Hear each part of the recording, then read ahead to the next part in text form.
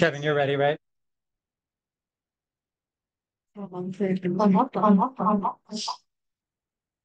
It's 6 o'clock. Welcome everyone to the May CEC 20 to the May CEC 20 meeting. Joyce, can you take roll call attendance, please?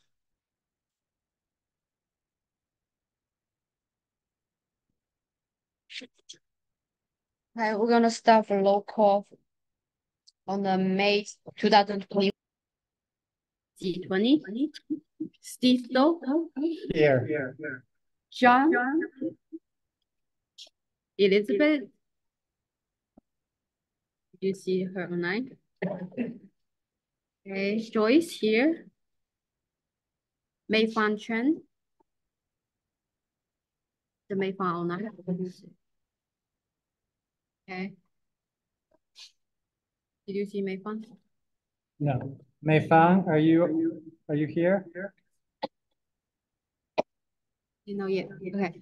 Wen Ming. Here. Yan Qing. Maya.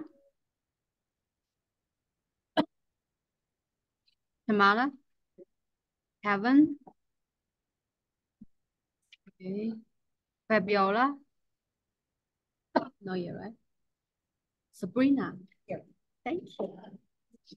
Okay. Okay. Okay. No, we only got 6 in person. 6 in person? Okay. Yeah, we haven't made a quorum yet. So right now, we don't have a quorum, but we can still hold the meeting. The way it works is we just can't do any official actions like voting until we have 7 people in person, but the meeting can proceed.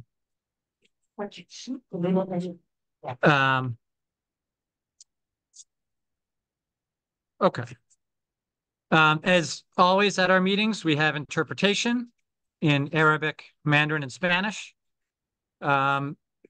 You should see those interpreters in the chat. Those interpreters will now give instructions for any participants who would like to use interpretation services. Arabic, could you please give your make your announcement?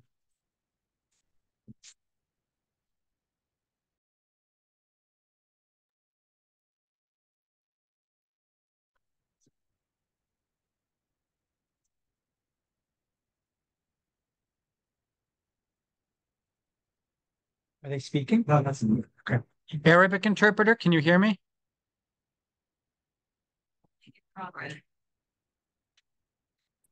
Yes. Gotta back up. You can make your announcement, please.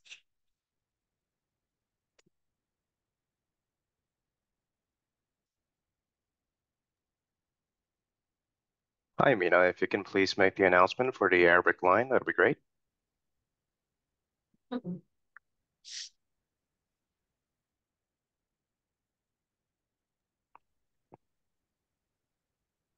Or Amani, if you can please make the announcement for the Arabic line. مساء الخير للتحدث باللغة العربية برجاء الضغط على 347 966 4114 ثم الضغط على 863 585 143 شباك. شكرا. Arabic announcement is adjourned.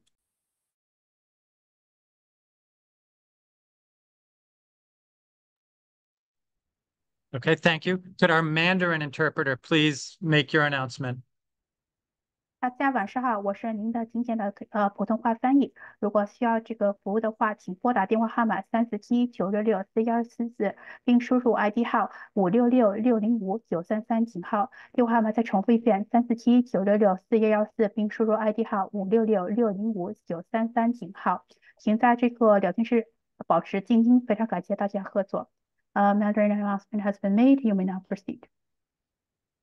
Thank you. And could our Spanish interpreter please make your announcement? Sí, muy buenas tardes. Para escuchar la línea de interpretación en español, por favor, marque desde una línea telefónica al 347-966-4114 y luego marque el PIN o el ID de conferencia que es el 863-873-48 seguido de la tecla de número. Una vez más, para escuchar la interpretación en español, por favor marque desde una línea telefónica al 347-966-4114 y luego marque el PIN o ID de conferencia que es el 863-873-48 seguido de la tecla de número. Muchas gracias. Thank you so much. As usual, please try to speak a little slower than usual to allow the interpreters to keep up. We are here tonight at PS 971, the School of Healthy Living, Math, Science, and Healthy Living, I believe. We're very glad that Principal Ruth Stanislaus is hosting us here, and we'll have something from some of her students in just a minute. I just want to share the agenda for the meeting tonight. Kevin, can you share that screen?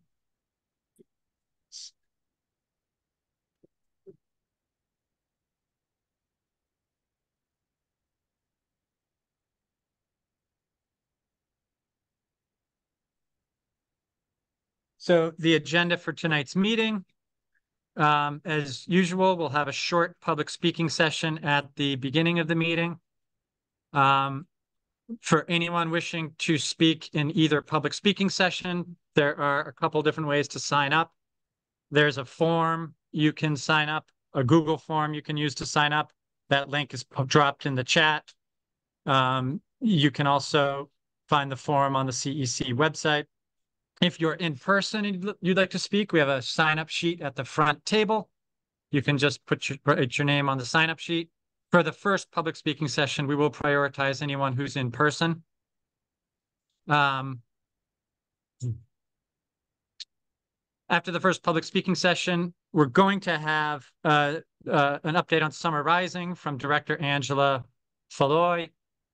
Then we'll have the report of District Superintendent. He'll have some presentations on ELL in the district, as well as from the district math coach. After that, we'll have a second public speaking session, and that will adjourn the meeting.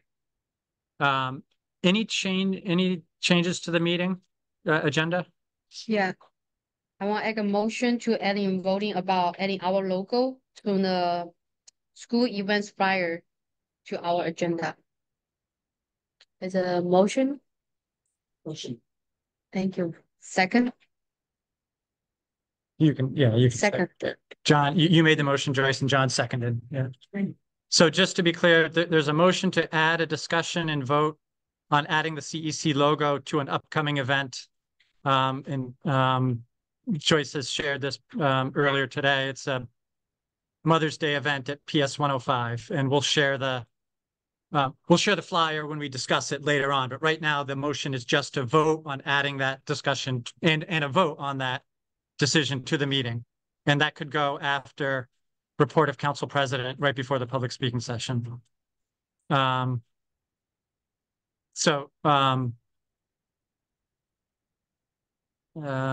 me think,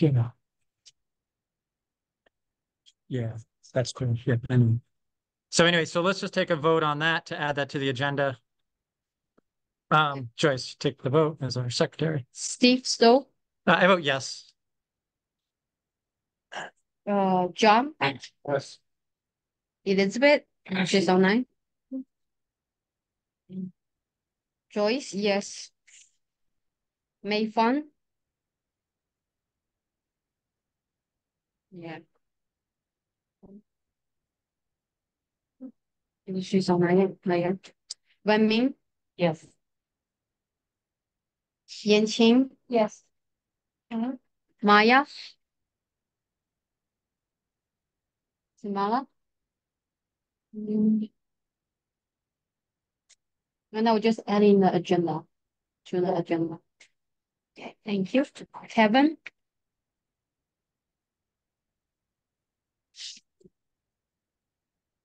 Fabiola. Okay. Sabrina. Yes. Thank you.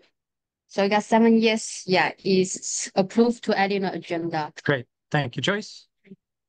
Okay, now we will have a presentation of the colors from the school students. Could everyone please rise for the stage colors?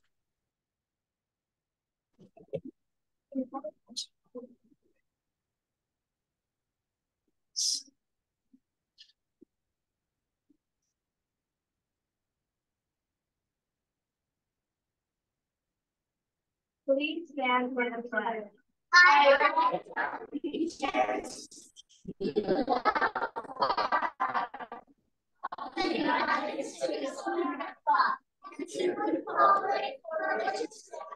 One nation, under God, indivisible, with liberty and justice for all. Thank you.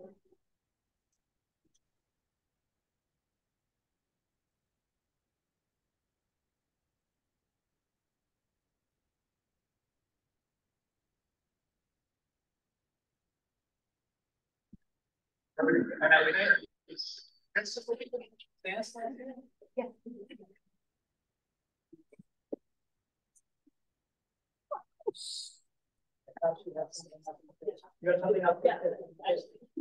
first, I just wanted to welcome everyone to our school here at 971 School of Math, Science, and Healthy Living. It's the apron that we're wearing now. We have a quick presentation for everyone here, but I just wanted to tell you a little bit about our school. We're a K-5 school located here in the great area of Sunset Park. But our main focus is food, nutrition, and healthy living, because we believe that if students are not physically healthy, then nothing is.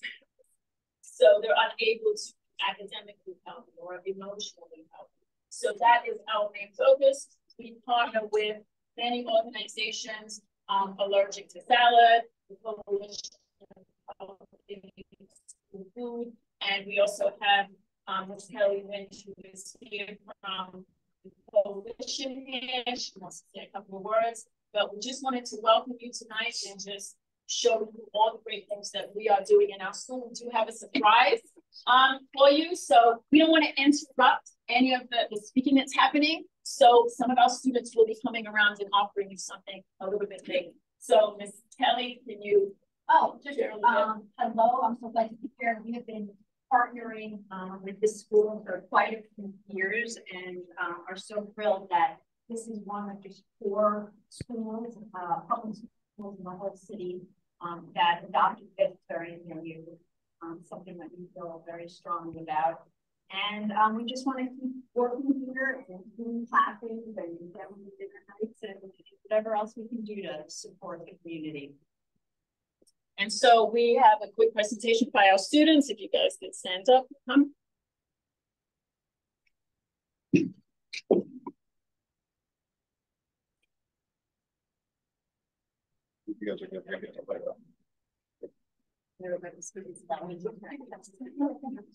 Right now.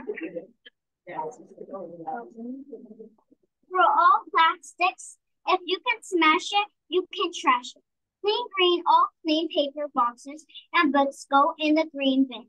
Did you know that shredded paper fibers are too small to recycle again? Toss it out and turn it back into paper. Worms make their homes in shredded paper. It's their home and their food. Worms do not like animal waste. They only eat from the ground. If it comes from the ground, put it in the ground. All organics can be composted. Turn off all the lights when you leave a room. It saves energy and money. Unplug your appliances when you don't use them to keep the energy vampires away. Vampire energy is the lights on your appliances. They keep sucking the energy, even when you're not using them. All two accounts for only 5% of the world's population. Americans consume 26% of the world's energy. We drink our trees. Drinking water from New York City comes from upstate New York and is filtered through the forest from the watersheds. Plastic is made from petroleum oil extracted from the earth. Your water bottles, plastic bags, and even playground equipment is made from petroleum. The US makes up only 5% of the world population, but it throws enough plastic bottles in a week to encircle the earth 5 times. A hot water fountain 5 gallons a month. That's more water one person uses in 2 weeks. PSN 71 is one of only 4 public schools in the entire city who have a completely vegetarian menu, not just Mondays and Fridays. This is why we live up to our name, PSN 71, School of Math, Science, and Healthy Living. Did you know that vegetables are from all different parts of the plant? Spinach is a leaf, cauliflower is a flower, carrot is a root, asparagus is a stem, and corn is a seed. Have you ever thought about what grain is? Grain are the seed of a plant.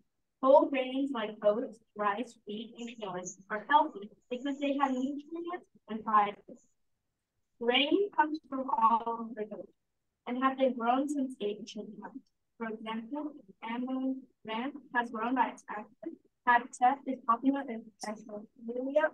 Barley has been found with mummies and beans are powerful. They have protein which helps us grow iron, which makes for blood.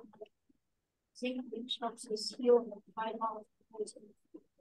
You can get protein, iron, zinc from any different black beans, black items, micro beans, protein beans, red beans. Eat beans every day. What is it? The whole time eat healthy, which we can get from a lot of foods. One of the best is broccoli and water. Do you know that elephants under has strong bones? They eat a lot of vegetables. After going all night without eating, I think the healthy minutes breakfast can help you do better in class or at work. Our bodies need a lot of water to be at their best. Since our bodies are made up of 60 to 70% water, it's important to drink water every day. Skip the juice, soda, and energy drinks, and have water instead.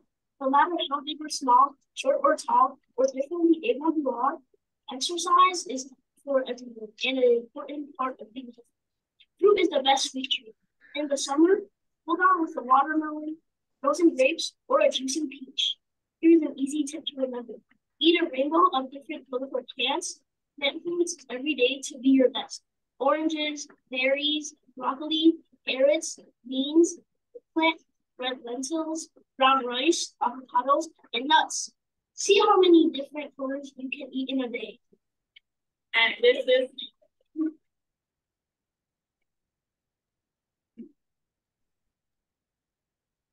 these are just some facts.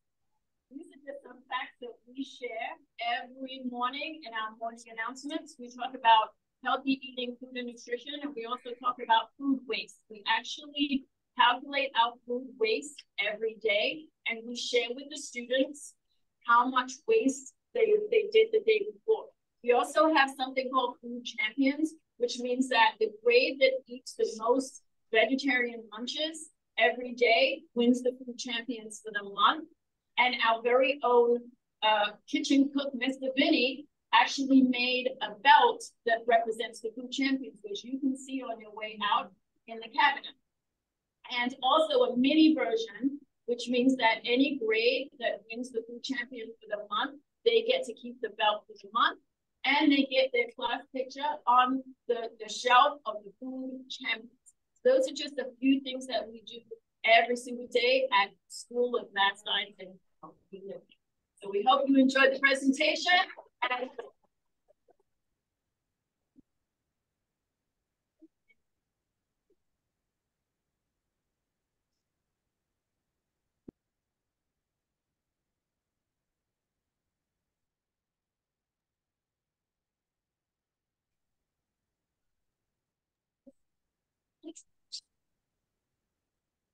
And we have a whole school for those in person. We all got cookbooks.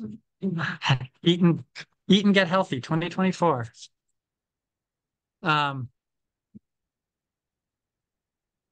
Okay. I guess let's schedule a meeting schedule.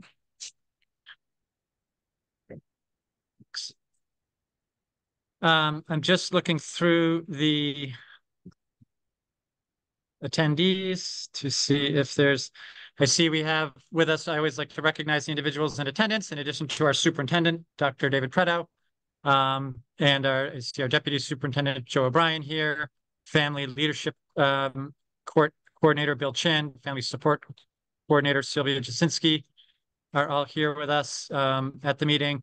I see Francis Brown from Senator Iwan Chu's office. We always appreciate having Francis here. And I'm just looking for any other, if there are any other representatives of elected officials, please feel free to identify yourselves. And of course, you're welcome to speak as well.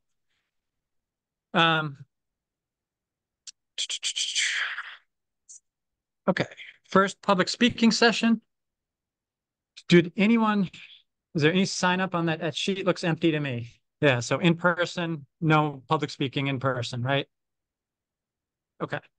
Kevin, do we have anyone signed up to speak online?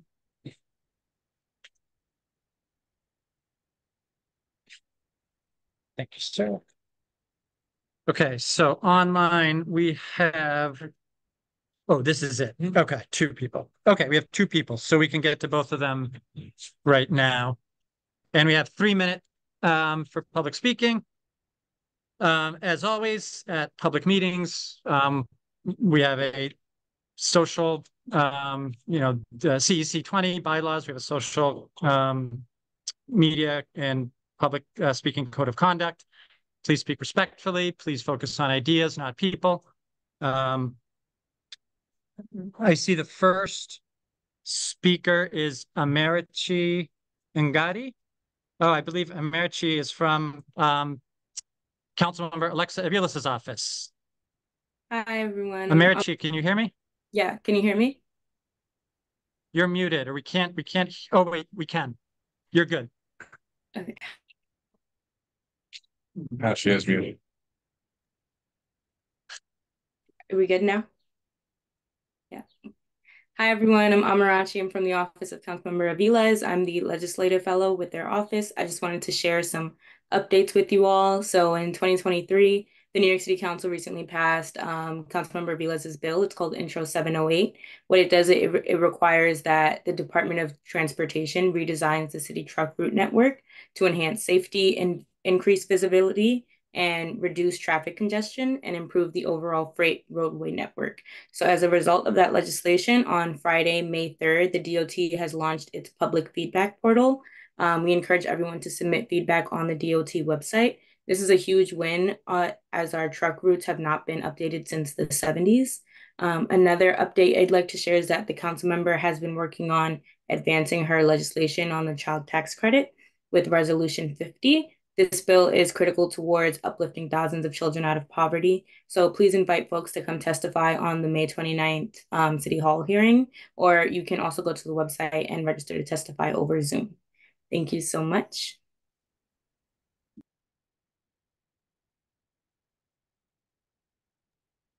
Thank you. Our next speaker is Chaplain Viviana Hernandez.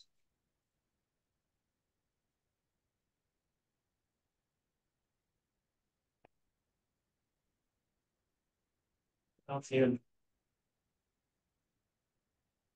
Don't see him. Okay. All right. Since we don't see her, or since we don't see Chaplain Viviana Hernandez in the chat, we will move on. Is Angela Falloy, are you here? Yes, I am. Hi, how are you? I'm well, thank you. Are you ready for me to present? I think so. Is there, real quick, one thing, Kevin, is there anything we can do to get the sound a little more? Yeah.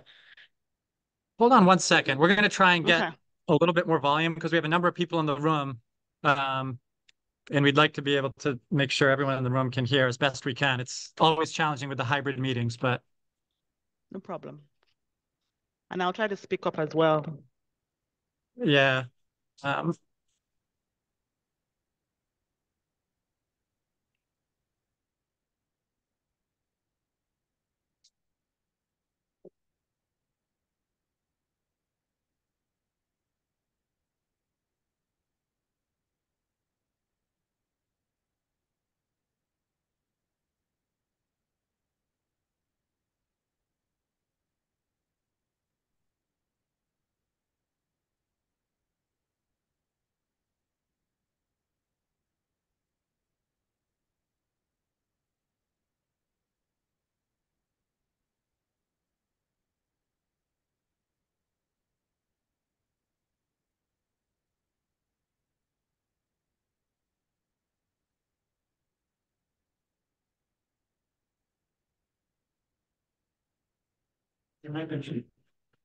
Yeah, test. How does that sound? Can you hear me? Okay. Should we just? What did you motion of the laptops? Okay.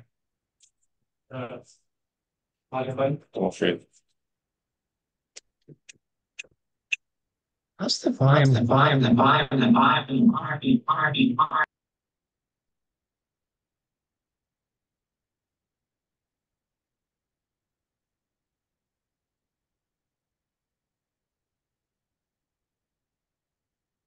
We can hear how you say.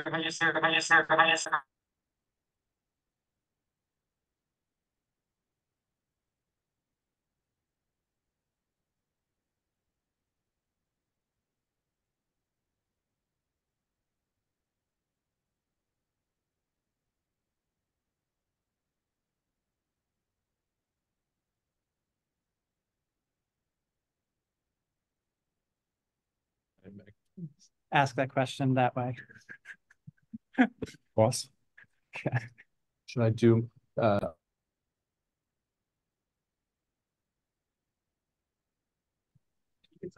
ahead. Okay. Just speak. Try to speak. You no, I'm muted. Hi, Angela, how are you? You can go ahead. Well, oh, okay. All right. Good evening, everyone. And I'm excited to be here to discuss summarizing to CC20. And I look forward to also hearing feedback and questions. Okay, so I'm jumping right in. Oh, by the way, my name is Angela, as previously mentioned, Faloye, and I am the Director of Summer Programming and Special Projects. So I lead the efforts for summarizing for New York City Public Schools. I have a robust agenda for you today. I will discuss the program overview, transportation, which is a frequently asked question, share with you the academic model and CBO programming, so you get a taste of what your children will be experiencing over the summer. And then I'm also going to share statistics, meaning offers for CC20. Okay, so many of you are aware that Summarizing is a partnership between New York City Public Schools and the Department of Youth and Community Development, fondly called DYCD. So of course, we partner together to provide free summer programming for students in grades K through 8. I need to mention that Summarizing is open to all students in grades K through 8 in charter, in public, as well as non-public as well. Students can apply to any program within the 5 boroughs, except for 12-month IEP students who I will explain later on, who have been pre-selected to go to specific sites. But the families can, decline to go to the sites that have been pre-selected by the Special Education Office. But again, Summarizing is open to all New York City students in grades K through 8 and they can apply to any site they wish within the 5 boroughs. So the vision, which I'm excited about, is for all students to make progress in their learning while emphasizing an enjoyable and enriching summer. So the goal is really to reduce learning loss in an enjoyable way. As we can imagine, it's summer. And so we are working hard to ensure the school staff and community-based organization staff, CBO, are ready to provide top quality, balanced academic and enrichment opportunities. So we have ongoing trainings. And then my favorite piece is weaving in social emotional learning. And so I'm excited that we actually have exciting and new curriculum for mindfulness. We're encouraging schools to take brain breaks, to have their students take brain breaks. So I'm really excited about the social emotional learning for this summer. So in terms of overview, we have 110,000 Summarizing seats to give out for many reasons, for funding, but really it boils down to the CBO capacity, as well as even New York City Public School capacity. It's summertime, as you can imagine, folks have different plans. So this is like sort of the magic number in terms of making sure we have the right number of buildings. As you know, some buildings, are renovated over the summer, and even the amount of teachers that want to work over the summer, and so many other factors. So that, sweet spot is really the 110,000 seats citywide. So that's what we're working with. If you divide 110,000 by 32 districts, as you know, we have 32 districts, you're really looking at 3.4 thousand, or let me just 3,400 seats across each district. So if you really distribute things evenly, you're looking at 3,400 across each district. So feel free to divide 110,000 by 32. So you'll see how many, if we were to average things out. And then, so again, I already explained New York City grades K through 8. So May 8th, today actually is the deadline to accept or decline your offers. And then we also have the wait list open in my schools. So this is important, that if you decide not to attend Summer Rising and you did receive a seat, it's important that you decline, because we give that seat to somebody else who is on the wait list. So we're encouraging families to let us know what their needs are for the summer. So accept or decline in my schools. Today is the deadline. So again, just to reiterate that March 4th to March 25th was when we had the main round of application, and we gave out offers on April 17th. Families were notified of their offer decision on April 17th. So if you haven't gone in to check, please go. And again, today is the deadline to accept or decline your offers. In terms of dates, the program starts July 2nd. It ends August 8th for middle school and August 16th for elementary. I will pause to see if there are questions. Or Steve, should I keep going and then we'll have Q&A at the end? Oh, you're mute. Oh, okay. Angela, I think it's okay to ask for questions now from from council members. Council members, any questions on what she said so far, or just keep going? You can keep going, Angela. Okay. All right. So what is new? I'm excited that I will start with the middle school. We piloted Exploring Futures last year, but now it will be a required component for this summer. What does that mean? It means that for middle school, we will be taking career exploration seriously. We have, for the CBO portion, it will be part of their curriculum. They will be looking at various careers. There'll be field trips, activities, on career exploration. And there's a specific website that actually, allows students to go in and really based off of what their interest is, allows them to identify and explore various career options. So that is a must for the middle school component. We want, again, middle schools to begin to think of colleges and careers. And then, so moving on to what else is new this year. So we moved the application from web-based to My Schools. If you're not familiar, My Schools is New York City public schools primary application system. So that's why we moved it. And there were also some gaps from last year, such as waitlist. So we wanted to streamline the waitlist process. We wanted to offer transparency. So My Schools allows us to easily integrate waitlist into the application process. To me, my favorite is that DYCD was able to utilize real-time data to understand where the demand is and how to move seats around to meet the demand. But again, we're starting with limited amount of seats, which is 110,000.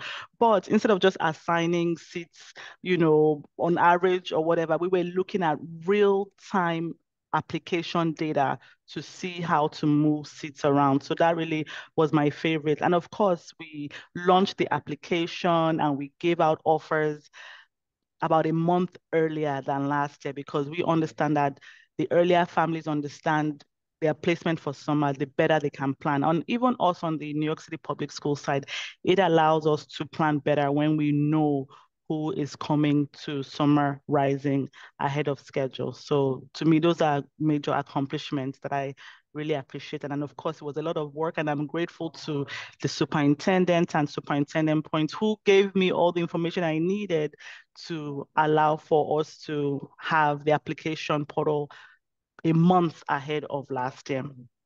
So now just making sure that you all are aware, again, elementary, the program is 8 to 6 p.m. Middle school, the program is 8 to 4 p.m. Monday through Thursday. This is a change from last year, so I want to make that clear that middle school is Monday through Thursday versus Monday through Friday. And again, elementary is similar to last year, Monday through Friday, 8 a.m. to 6 p.m. In terms of, so again, summarizing, we offer academics in the morning and we offer enrichment in the afternoon. I'll go ahead and explain that. We do have other dates because I know families have multiple children and their children can fall into other summer opportunities. These are the timelines. I won't go in detail just to save time, but you can find out more about the calendar on nyc.gov/summer rising. I will put that in the chat. So if you need to know more about the programming dates and times for all other summer programs, it will be on nyc.gov/summer rising. Then in terms of priorities, so the goal really is to give out offers to those who applied, but we did have situations whereby in a program, you had more demand than seats. So anytime did have more demand than seats, we prioritized based on those that needed it academically first. And the data that we have right now is promotion in doubt. So if we see that a student has a promotion in doubt, that is the first priority. That's who we're giving summer rising offers to first. As you can imagine, that summer we really want to reduce kneeling loss. So if we know a child needs it academically, that's the first priority. Second, students in 12-month IEP programs. And I want to be very careful about this. These are extended school year, D75, and Autism Nest or Horizon. We ensure they go to specific sites where there's continuity between their school year program and the CBO. So that way they're in an environment where people know them and know how to meet their needs. So because 12-month IEP students can only go to selected summer programming, we had to prioritize them. Then we prioritize students in temporary housing and students in foster care. It runs the gamut in terms of students in temporary housing. And then we also prioritize students that had a connection to a DYCD CBO, meaning that they were in an after-school program. And then we also prioritize students who applied to where their homeschool will be for the summer. So we ensure to prioritize students, from their homeschool.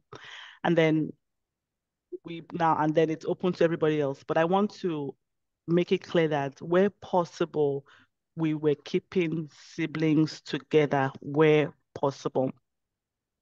So moving on to transportation, basically whatever you're getting during the school year, you will get during the summer. And then also there is no busing after 3 p.m. Again, for many reasons, contracts, expenses, again, there's no busing after 3 p.m. Metro cards will be available for eligible students. There'll be ride share for those who want to stay till 6 p.m. for elementary or 4 p.m. and are eligible. There'll be ride share. Ride share is like your Uber, your Lyft. But what we use for New York City Public Schools as Limosis, that's the vendor, but it's free. You don't pay anything. Your school will help you set it up.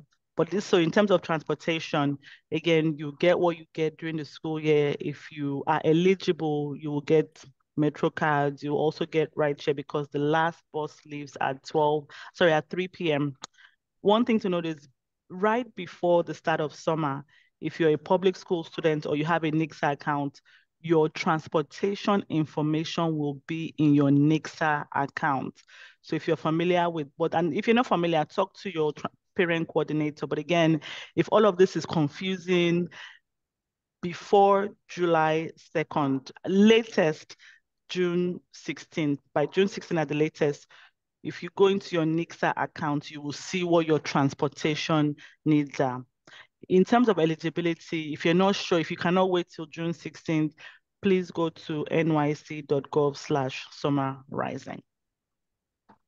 Okay, so very quickly, the goal for the academic portion is really high quality learning. And I've mentioned that for middle school is career connected learning. And again, you know that in the morning, we're providing academics. In the evening, 12 to 6 p.m., we're providing enrichment from the CBOs, such as trips, STEP, sports, yoga, comic book club, you name it. That will be happening in the afternoon portion. All right. So now I want to discuss statistics. How did we do? So remember I said we have 110,000 seats. If you divide it by 32, you're looking at around 3,400 if you divide things evenly. And I also mentioned that this year we were looking at demand and we were looking at providing seats based off of demand.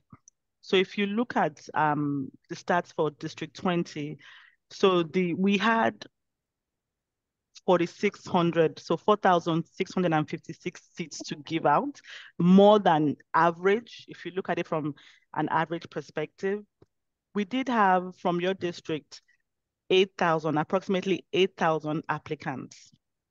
When we matched, we were able to give out 4,658.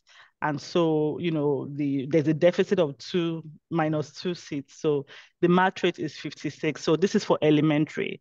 And then for middle school, we had 2,000 seats to give out. There were around 2,000 applicants. We were able to match close to 2,000. So that has a match rate of 89%. So 89% of District 20 applicants who applied to Summarizing received a seat. For middle school, 56% for elementary received a seat.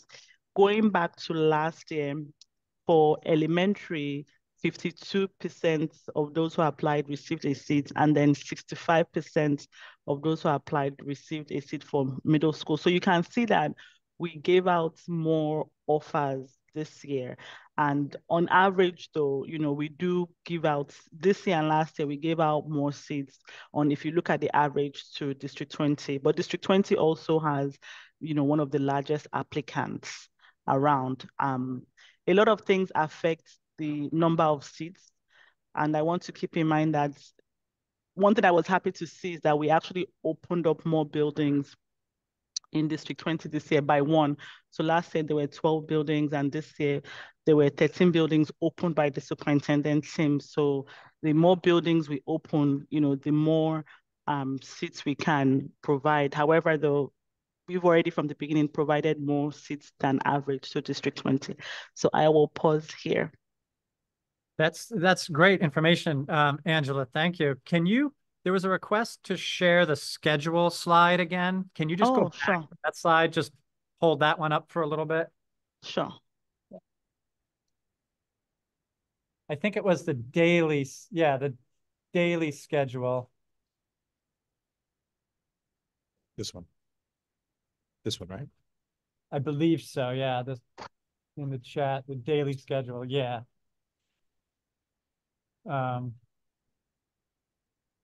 Oh, okay. I should go to the chat for questions. Let's see. Or does the person want to? Oh, okay. It just says, can we see? Yeah. Is there a specific question you have for this slide?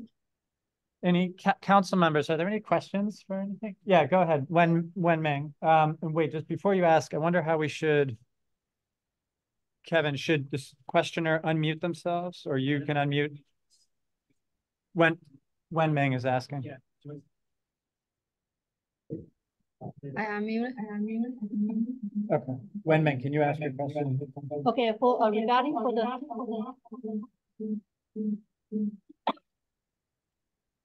for the summarizing, so I have a question. So is it, you say that the question is did reach the amount for the student? Target of the amount for the student seat, and because I know the past a few years, and we don't have the second round because some of the students they don't have a chance to get into the summarizing. So I know this. For how many seats for the every year have the for the summarizing students? Oh, so we have 110,000 seats every year. And if you divide it by 32 districts, you're looking at on average 34,000. And the people apply for the amount, right?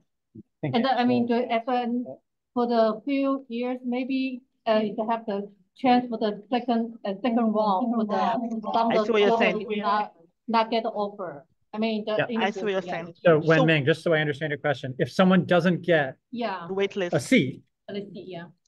then you're asking about the wait list process, Yeah, right? yeah. In the process. So you just go into My Schools, which is where you applied during the first round, or if you didn't even apply, it's okay. You sign up for My Schools. You will need to know your student's ID. You will also need an account creation code. So you sign up to My Schools and you will see the summarizing information, and you will just add your child to the wait list of any program. There is a map, so you can search and identify what programs are close to your home. It would also let you know where your home school is going to for the summer. So it's a very interactive process in My Schools. And then, so when a seat becomes available, if you, depending on where you are on the wait list number, when a seat becomes available and it reaches your turn, you will be taken off of the wait list. So a few things need to happen for seat availability, because as you can see, we have 4,600 seats to give, 8,000 applied. So this is really dependent on families saying, I don't want a seat.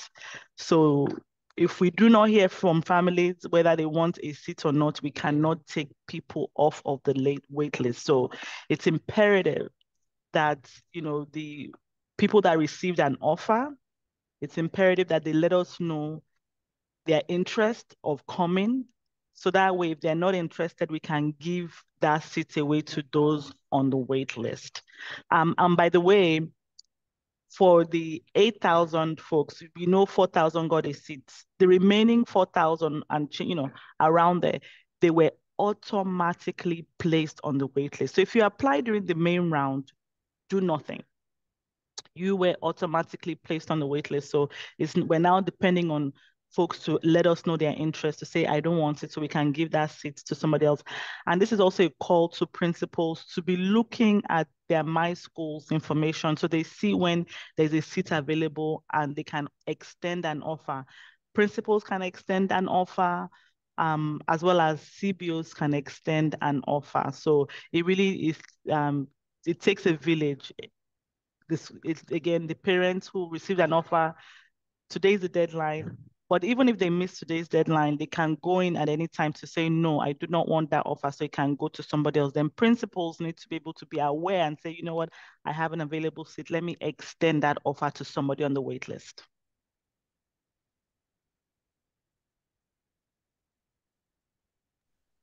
Angela, a follow-up question to that. How, I heard what you said, that parents have to say yes or no if they accept Correct. a seat. But on the first day of Summer Rising, if there are seats, if there are parents who haven't responded, but they don't send their kids in, will there, at that point, will those seats open up for kids on the wait list? Great question. So that will be July 9th. So we're giving the grace period up until July 8th. So come July 9th, if we've made multiple attempts, we don't see your child, you don't reach out to the PIC or CBO, pretty much radio silence, we will, on July 9th, we will now rescind the offer and give it to those on the wait list. Thanks. You're welcome. Questions, Tamara? Am I muted? Okay. I actually have just a couple. Out of the seats,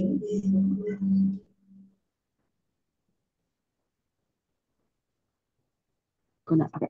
Out of the seats, okay. Out of the seats that were matched to the students, do you have a total number of how many students with IEPs?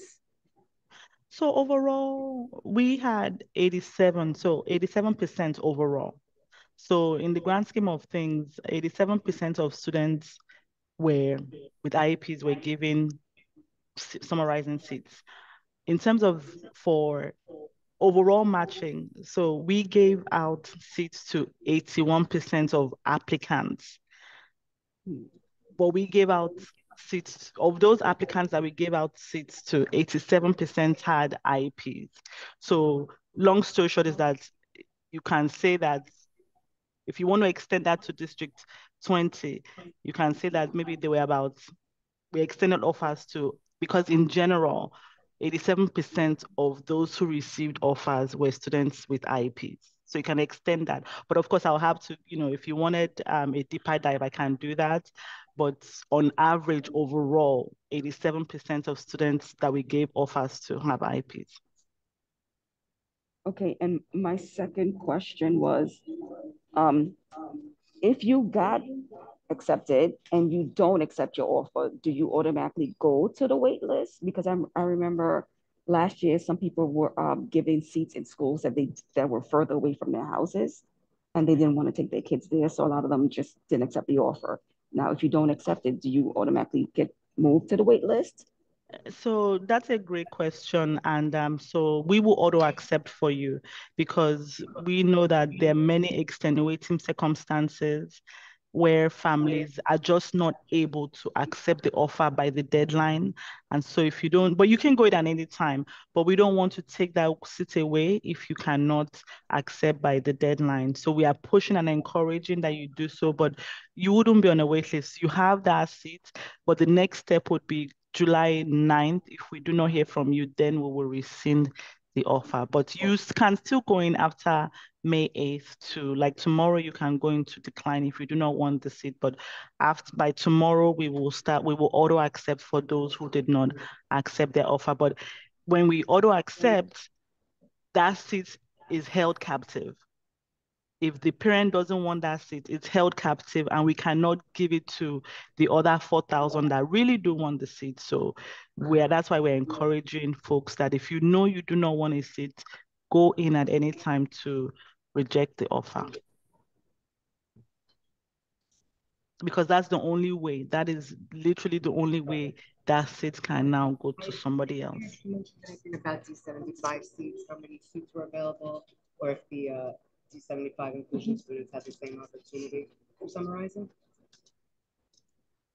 Oh, I didn't hear that. Sorry, I didn't catch that question. She asked about are District 75 students also included in summarizing seats? And I guess. Oh yes. Oh yes. So, and again, they were so first of all, every D75 student who expressed interest in coming to the enrichment portion, remember, you're still going to go to your D75 program in the morning, but every D75 student who applied for summarizing, meaning that they wanted to go to the enrichment portion, they received an offer. So 100% 12-month IEP, D75, autism, extended school year, 100% of those applicants, regardless of wherever they were, received an offer. So that's why we have a high percentage of applicants who received an offer that have an IEP, again, 87%. Angela, just to follow up to that, is that across middle school and elementary school? Overall, yes, yes, in terms of, yes. Yeah, so yes, correct. 100%, regardless of district, 100% of 12-month IEPs that applied during the main round received a summarizing offer.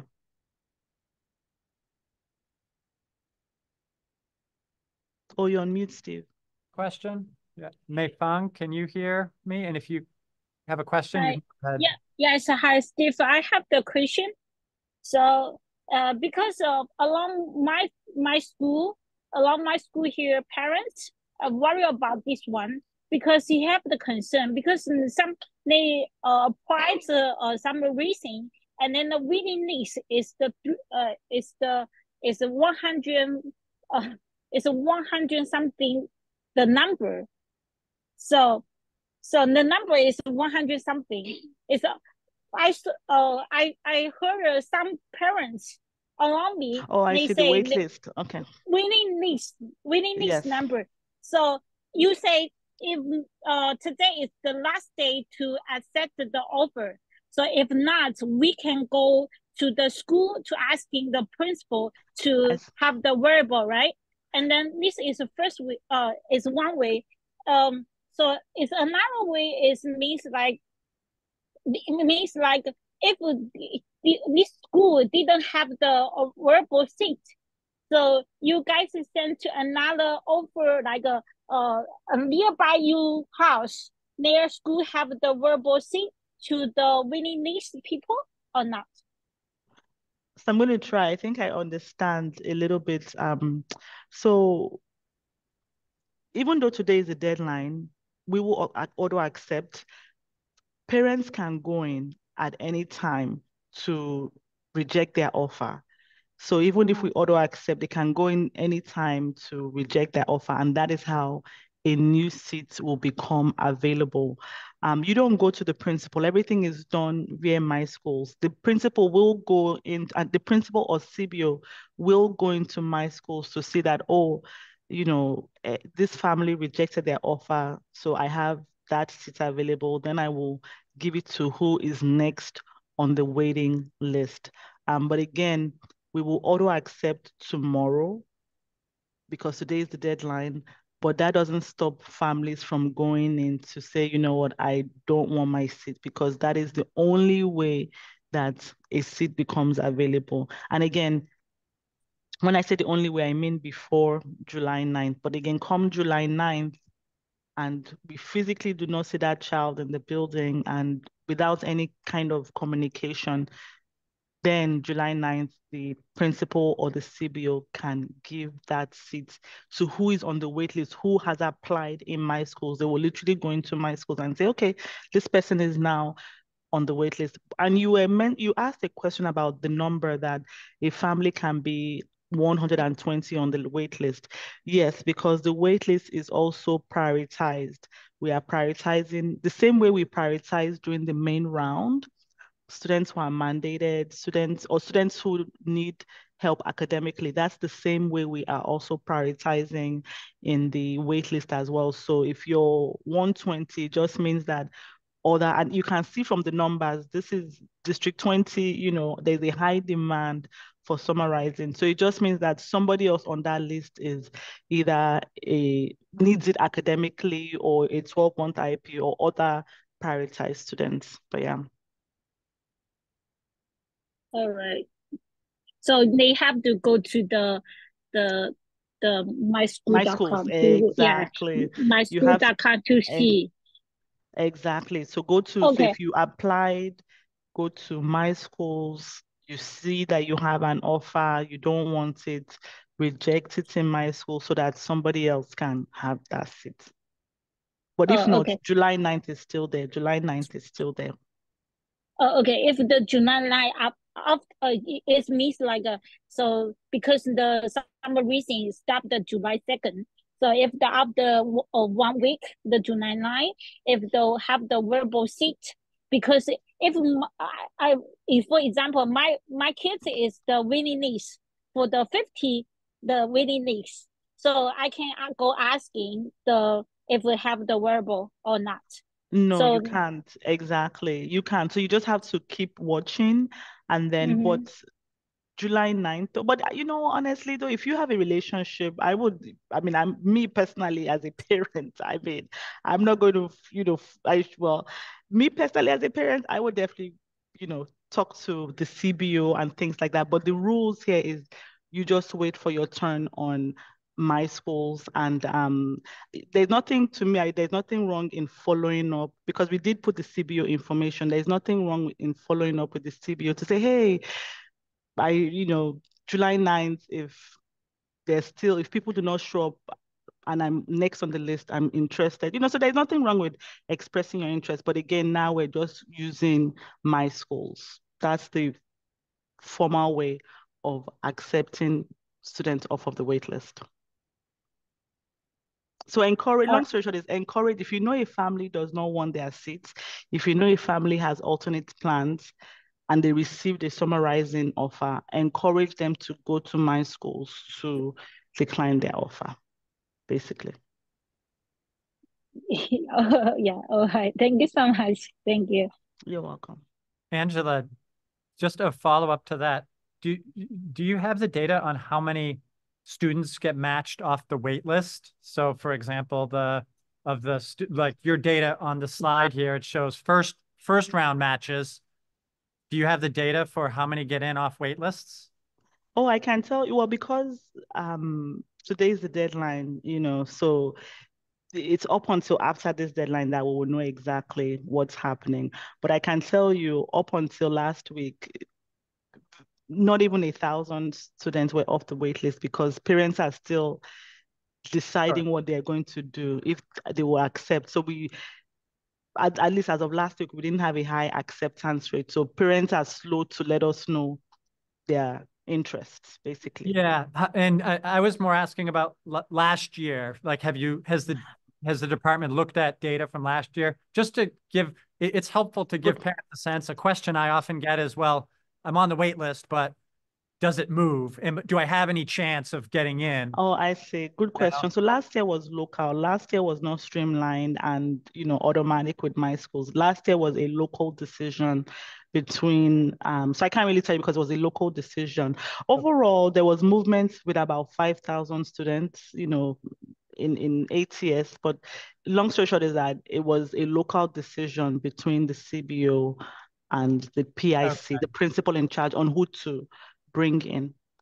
Got it. It sounds great what you were talking about with the real-time data, and this data you provided is perfect, I think, and sort of being able to track this moving forward and just let parents know which programs, the dynamics at each program, how many kids apply, how many. Exactly. One thing we're working towards, one thing we're working towards, and I hope it comes to fruition, is that we're going to put a filter in My Schools that shows summarizing programs with available seats. So, for example, the parent who was number 50, if she doesn't want to be number 50 and is like, you know what, even though I like this program and I'm number 50, I'm okay with searching for a close by summarizing site with available seats. So we're working on that feature so you can go in, hopefully in the next 2 weeks or so, you should be able to go in to say, you know what, even though I like this program, I'm on the wait list, what is available? What CBO, what program has availability, and I want to take that instead. So we're working on that. That sounds great. Question, Joyce? Question. On Yeah, right there. Okay, on the slide on the screen, right? We see 6th grade to 8th grade program. The offer target is 2,086. The applicant is 2,240. Why is matching the student only 1,000? Beautiful question. 998. And how come the series maybe still have 88? Beautiful. Wasn't the just means requirement of qualification you match on the student? Beautiful question. It just means that they did not want those 88 seats. They wanted, the same seats basically. So it means that you have 88 seats, or you have some CBOs that the families were just not interested. It's not uncommon for us to have a particular CBO or a particular program where everybody wants to go to. So you could have 2 programs, and no matter what, everybody wants to go to one and nobody wants to go to the other for various reasons. So that's just what it is that those 88 seats, and which is why we're going to have a filter to show these 88 seats, so that if you are tired of waiting, then you can place yourself in the 88 seats. So that's a very good question. But yeah, it just means that there was no interest. They wanted a more highly popular program, and if of course there was just more demand than seats, versus just looking elsewhere to say, okay, you know what, even though I'm not familiar with this CBO, you know what, the CBO has seats, okay, let me apply. So that's what the filter will do. The filter will now let you know where these 88 seats are. So if you change your mind, you can apply there. Yeah, one more. Further question about this one. So those more popular program is the next year, you will gain more seat. Even those programs more popular, more people apply. So that's beautiful. So we're going to look at data. So obviously we have data now, but it also depends on opening more buildings, because another constraint that I did not mention too is, a building has a capacity. We can't fit in more students than the building can hold. So this will be a discussion to so long story short is that this year we will take the data back to DYCD to say, hey, we can see we have 8,000. What can you give us and how many more buildings? So this will also depend on the ability to open up more buildings to be able to meet that demand, because again, we need physical space, we need resources, we need principals to manage. So there are just so many other things that come into play with these numbers. But for sure, it's something that I would take back to DYCD to say, we see the demand, what do you need? And then I'll come back to the superintendent's team to say, hey, you know, maybe we can offer 8,000 seats. But again, remember that we have 110 seats and we have 32 districts. So we have to be careful. But either way, it's a discussion to have to say, maybe we need to open more buildings or whatever it takes. But yes, we will do that.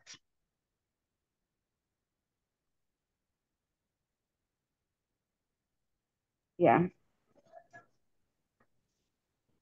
Am I unmuted? Okay. I remember last year there was a couple of elementary kids going to middle school for their summarizing. So we had to actually get furniture for those students into the middle school. Are we going to be having that same issue again this year when it comes to the placement of these seats in those buildings? So because good McKinley, question. we had it's a middle school. Angela, I can take that question. Oh, please go ahead. No, can I have that issue?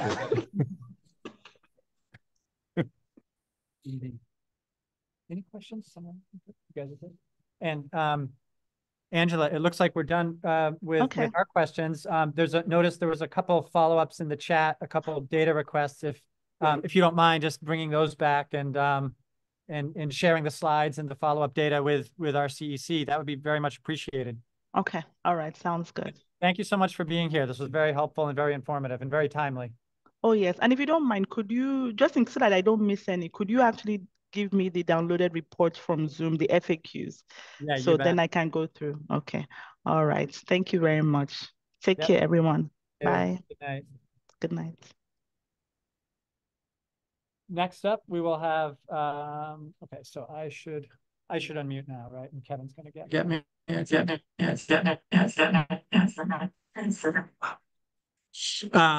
up, we will have our report from our superintendent, Dr. David Prado.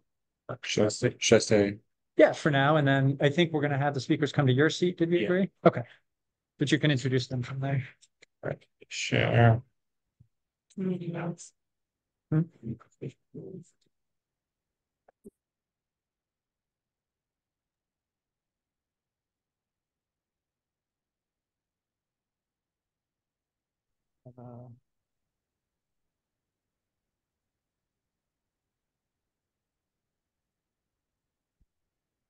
Okay.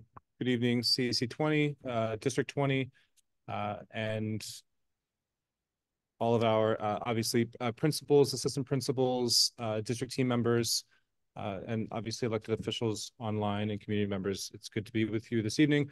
Here's just a brief rundown of my report. I'll do an overview of Chancellor's Priority 3 and District 20's DCP goal that aligns with Chancellor's Priority 3, and that's specific to some work that we've been doing in mathematics this year. And we'll have a presentation by the District 20 Math Achievement and Instructional Specialist, Heather Darabegian and Jamie Rasper, who will talk about the support plan that's been in place over the last 2 years to support mathematics instruction in the district in support of Chancellor's Priority 3. And then we'll continue the work in highlighting principal and teacher leadership in District 20. This month, we'll be talking about supporting English language learners within NYC Reads and literacy curriculum implementation. I'll talk a little bit about our principal leadership development plans within that level of support, the district literacy team's work, and the Learning Lab professional development structure, which all is, lands into the classroom, and really happy to have celebrations of teacher leaders in the district who have really demonstrated some strong practice and been able to support their own colleagues and colleagues across the district and in some cases across the city in supporting the work of implementing literacy instruction to support English language learners. So we're really happy this evening to have Principal of PSIS 229, Principal William Kirk, and his teacher leaders, Jonathan Goldman and Griffin Monahan.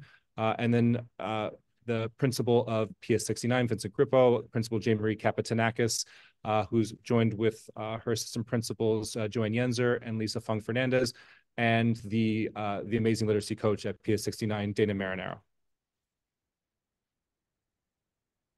So just to begin, Chancellor's Priority 3, which is all students have a high quality experience, is the overall category for our district comprehensive educational plan goal number 3, which has 3 different goals: increased proficiency and a decrease of students performing far below proficiency on the New York State exam, professional development goal around principals, assistant principals, and math teachers and coaches participating in district-wide targeted professional development on next generation learning standard mathematical practices and curriculum implementation, and then E&L teacher support within district-wide targeted professional development.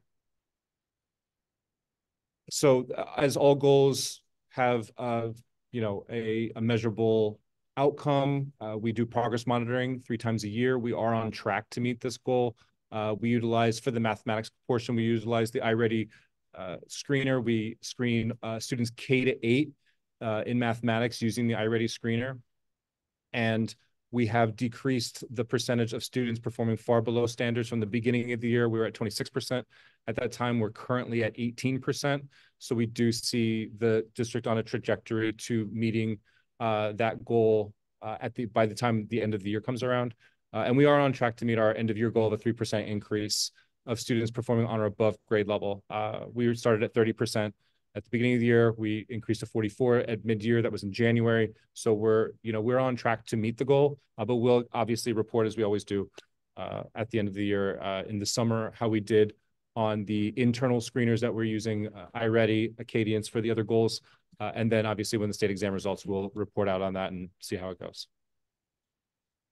So within that, we have an action plan to meet those goals. And today I invited Heather Darabegian and Jamie Rasper, District 20 math coaches, to talk about the action plan that has been in place for the last 2 years to support math instruction, mathematical practices of teachers, the supervision of math instruction, and the support of curriculum implementation by principals and assistant principals, and how that's going. So I want to invite Heather and Jamie up to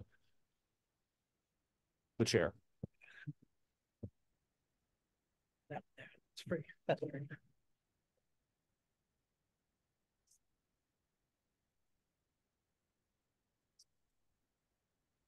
These hands aside. Okay, great.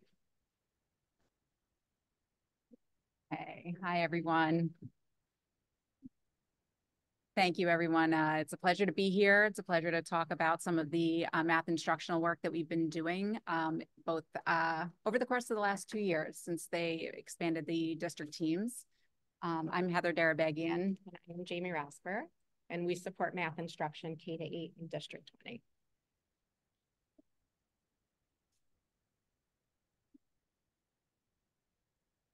So before we get started, we wanted to give, you'll hear us use terms. Where do you need me? Oh. You'll hear us mention these terms in our presentation, so we wanted to give some meaning behind them. We're going to be mentioning standards, curriculum, and instruction. When we talk about standards, that's telling us where we are going. They are New York State developed. They tell us what is taught, and they are tested on, right? They describe the concepts, skills, and content that is taught throughout the year. Then we move into curriculum. Curriculum is the what. It's a standards-based roadmap that outlines the content that's going to be taught. And lastly, the instruction, how. How are we implementing standards and curriculum? That's the approaches and strategies that used by teachers so students can learn. It's the action of teaching so that in order to promote student learning. Thank you, Jamie, for level setting some of the terms. So we're just going to start with a high level overview of what we've been working on since the beginning of last year. One of our overarching goals has really been to create a real community of math educators and math supervisors in the district. And in order to do so, we knew we needed to implement certain structures that would allow for folks to come together and share their collective knowledge. There's so many knowledgeable educators in the district. We wanted to make sure that there was opportunities for people to get together, to go to each other's schools, to go into each other's classrooms, and to really talk about instruction as specific to math in a way that they may not have had an opportunity to do before or in a while.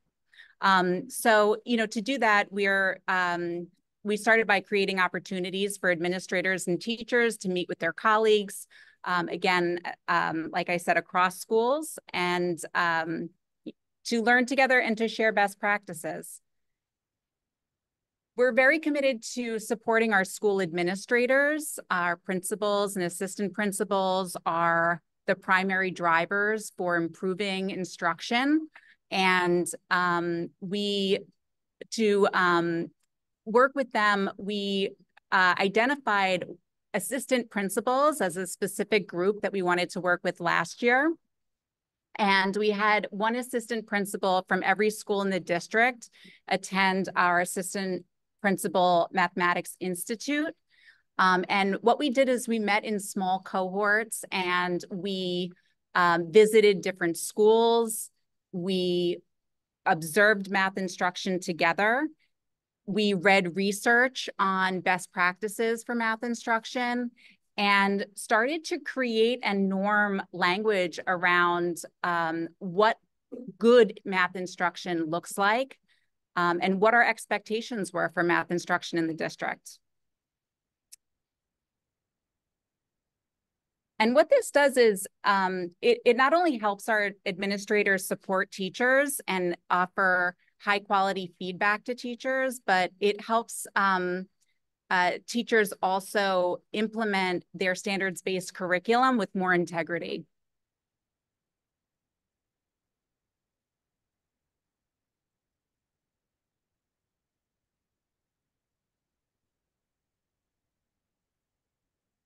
There we go.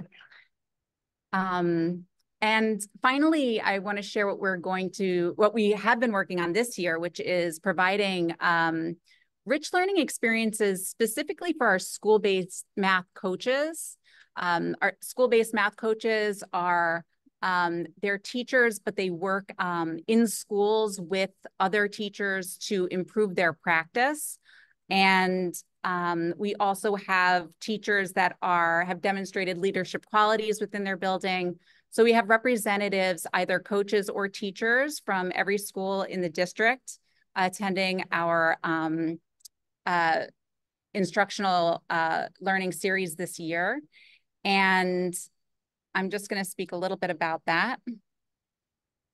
So the goals of this professional learning series is first to develop a shared understanding of what we're terming the effective mathematics teaching practices. And actually that phrasing comes from the National Council of Teachers of Mathematics, which we'll describe in a little bit more detail. Everything that we do in terms of professional learning for our teachers and for our administrators is research-based. And what we are doing is we are making sure that the practices that we're promoting and talking about are not only something that everybody has a shared understanding of, but that those practices also are ensuring equitable and high quality mathematics instruction for all students. We are looking to also work with teachers in developing content understanding in addition to practice. So we talk about instructional practices. This is the pedagogy that teachers are using in the classroom, but we're also adding in a layer where we can really work on understanding the math that we teach and really making sure that teachers have a deep understanding not only of the mathematics at their own grade level that they're teaching, but what it comes before and what comes after that grade level. So they know where kids are coming from and where they're going, and enables them to really support students at multiple levels. So one way that we do this is we help them to understand and become more familiar with the New York State Next Generation Math Learning Standards. And we're doing this with a lot of hands-on, immersive professional learning activities. I know there's even some people in this room that are participating.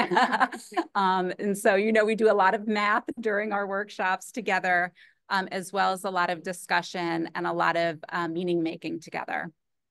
And then finally, we want to make sure that the teachers in our session, since they represent grades kindergarten through 8th grade, that they really understand this progression of learning across the grades. It's a rare opportunity to get teachers in a room together that represent all of these grade levels to talk deeply about instruction and about math content.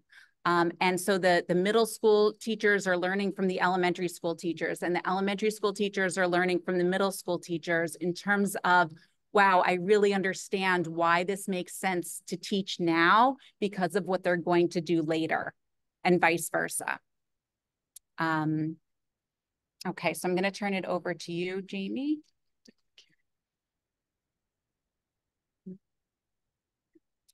So as Heather mentioned, we are continuing our work from the AP cohort in this year, still digging deep into the effective math teaching practices. They are highlighted here. This comes from NCTM, which is the National Council for Teaching Mathematics. It is the world's largest mathematics education organization. As Heather mentioned, all of our work is grounded in research, and the use of the materials are endorsed by the NCTM, National Council of Teaching of Mathematics. They're not focused on any specific curriculum. However, they are a product of decades of research on instruction that drives success in mathematics and can be applied to any high quality standards-based curriculum. So through our professional learning series, we've had the opportunity to gather feedback from our participants. And you'll notice in our feedback, what the teachers are learning is, you can see they're becoming more reflective in their own practice. And some points we wanted to highlight here is, you know, teachers are learning to pose more purposeful questions. And not only is that assessing student learning, but it's offering opportunity to advance student learning, right? They're also taking note of the coherence of the standards. As Heather mentioned, that middle school teachers are learning from elementary, and elementary teachers are learning from middle school teachers. And you could see here just a few highlights. I've learned so much, a lot of things that add up to a more cohesive picture of how I can better the learning happening in my classroom. Also, how many important concepts in middle school are introduced in the elementary school level.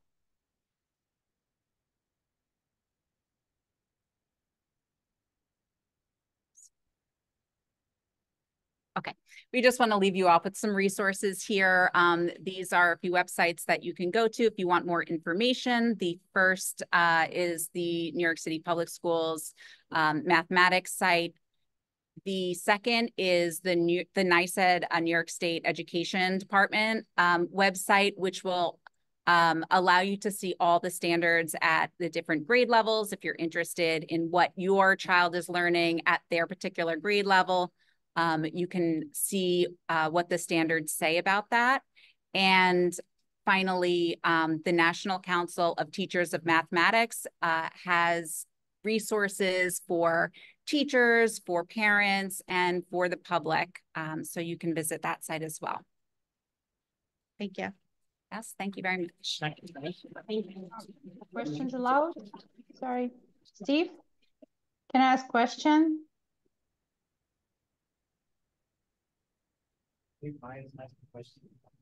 Oh.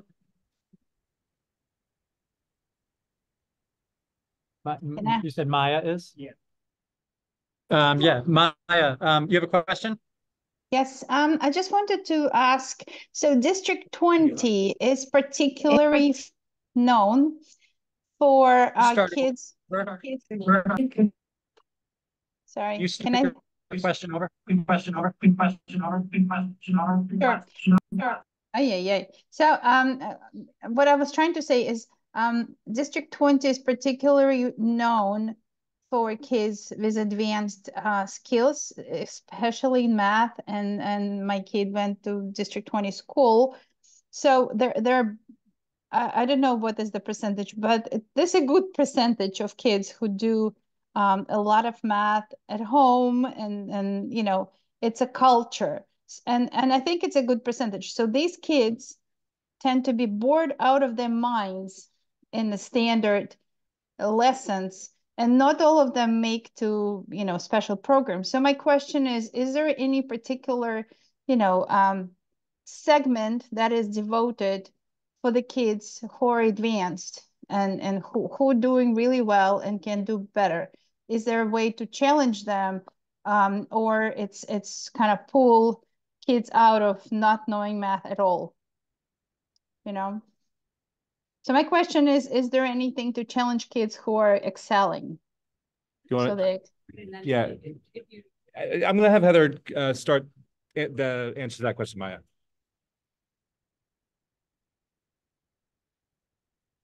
No, that's an excellent question. And yes, I know that there are so many brilliant math students in this district. One thing I wanted to mention was that the standards-based curricula, the high quality curricula that we've been referring to, all high quality curricula will offer extensions to regular grade level mathematics lessons. There are often many extra projects. There are different types of mathematics activities that are available to teachers in schools to enrich the curricula and offer extensions for students that have you know, math learning that is exceeding the regular grade level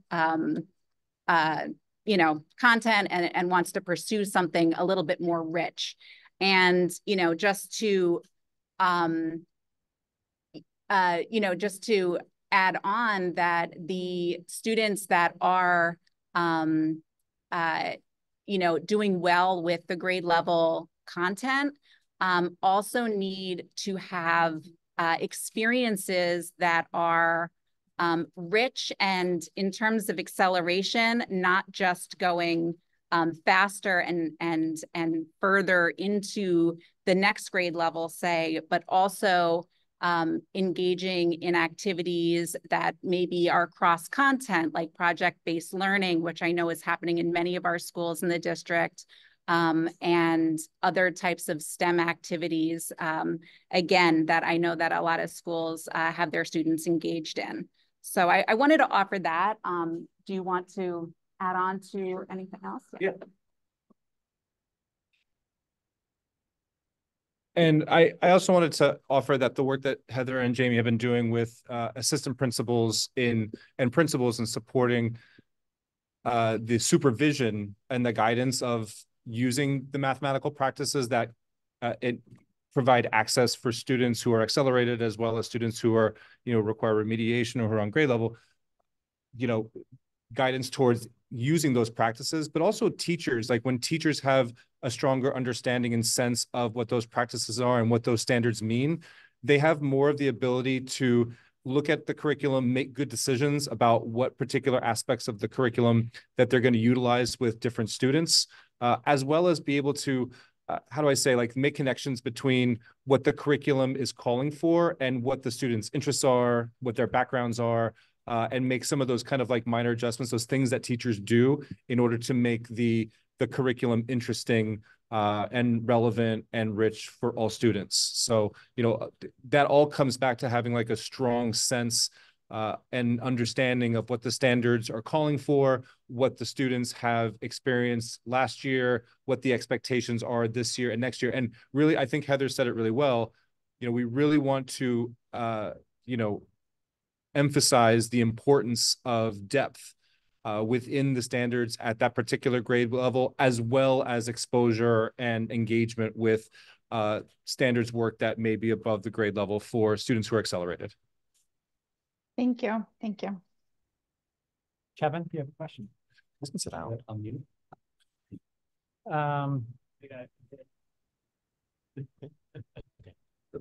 We do have the, I mean, I'm talking about curriculum. Is there any like details to say what grade, what level should I achieve, or what knowledge points should have been learned? Do we have any resources on that topic? So every parent assessment? Yes. So every curriculum has parent. Still there.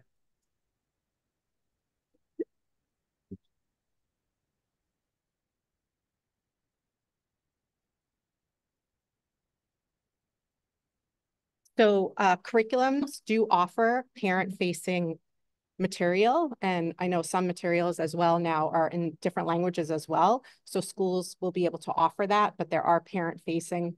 Some curricula have videos where parents could watch before, and then they could help their students with homework, but standard-based curricula do have parent-facing materials in order for you to get a better understanding of what your students are learning. Yep, where to find it? Is there any website on this?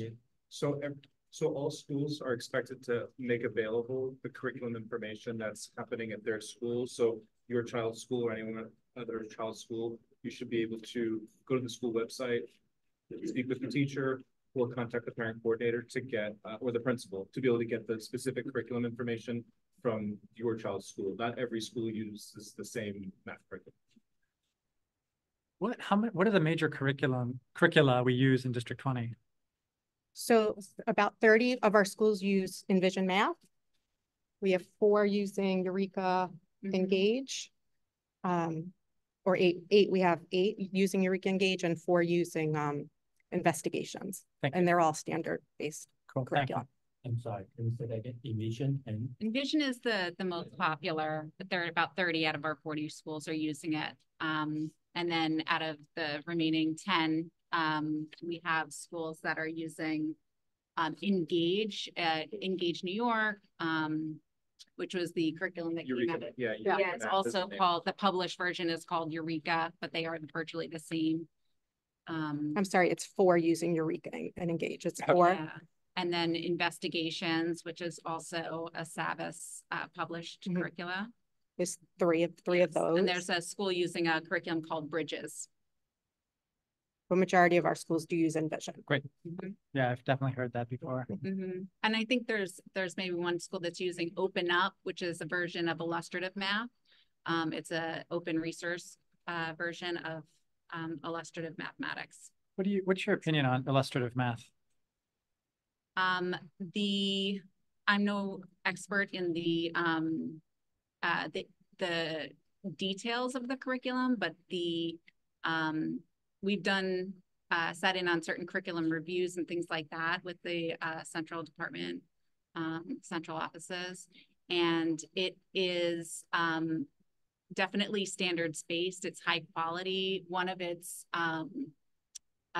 biggest compliments people have about the curriculum is that it incorporates mathematical routines, which are kind of what they call like low floor, high ceiling activities for students that they can participate in a lot of discourse and problem solving, but they're quick. They're usually like 10 to 15 minutes. So they incorporate that into the curriculum rather than it being an add-on. And it's a problem-based curriculum. Yeah. What do you think about the criticisms of it? I can't say I've heard a number of criticisms. It is new, so I think that they're still building out a lot of resources, and just heard like sometimes the print materials aren't as rich as some curricula that have been around longer. Yeah. That have more things, more bells and whistles and that kind of thing. How about just the idea of student-led versus teacher-led? I feel like illustrative math, correct me if I'm wrong, is a student-led curriculum, right? Is that fair to say? It's a problem-based curriculum. Yes, it's student-centered. It's not so different from a lot of the other curricula that we just mentioned. So Envision is also problem-based in that the every lesson starts out with the problem-based portion of the lesson. And then the Envision, sorry, not Envision, Investigations is definitely student-centered. constructivist curricula, they would call it. So it's not so different from the ones that we've mentioned in the past. Yeah, I think what I've read about it is it is different from traditional curriculum. And I know we're not doing, it's not at K-8, but I know it's being rolled out at high schools in the city. And I think intelligent people could probably look forward and see that it's potentially coming to K-8 as well. So I just, you know, I've read things online. I'm less of an expert than both of you, obviously, but I think the concern from parents is that when you have less guidance from teachers, kids don't learn as effectively. And I think there always needs to be a balance with this stuff. But what I've heard about illustrative math, and I haven't delved into it the way I have some other topics, but what I've heard is just that, you know, it's great to give kids freedom and independence, but at the same time, especially with something like math, there has to be, you know, some information conveyed. And you know, in a traditional setting, at least, and I'm generalizing here, but in a traditional setting, you get more of that, and then allow the kids to use what they've been taught. So yeah, I mean, there's certainly, you know, different theoretical backgrounds to whatever curriculum that is in place. And I think that, you know, the starting in high school may have created more of a contrast in terms of introducing a student-centered type of curricula in high schools may have been more of a change for some folks. I don't think that's the case, particularly in elementary schools. I think that, like I said, the curriculum that we're already using, and, you know, many of the teachers and principals and administrators in the room here know too, that the intention is that students are meant to be working and in active problem solving throughout the period. And that does not mean, it's not the same thing as letting them figure it out. And the That's teachers kind of by like the an side. old, like an old, like when maths first started this kind of constructivist basis, like, you know, it was a little bit more wishy-washy, but now we have very, very clear standards. Any curriculum that we're talking about or that, you know, we use in the district is adherent to those standards, and it's not as it's not soft like that in the, I mean, way that's describing. I know the word There's is not very great. I know it's more complicated than that, but that was what I was getting at. And so all these curricular choices offer a scope and sequence for the teacher to follow that is alignment with the standards and the pacing, and ensuring that, you know, they're teaching standards in alignment with the state test. So yeah, in what Heather's saying, it's not just like the teachers off to the side. And Great, thank you. Sure. Any other questions about math coaches? Thank you. Thanks.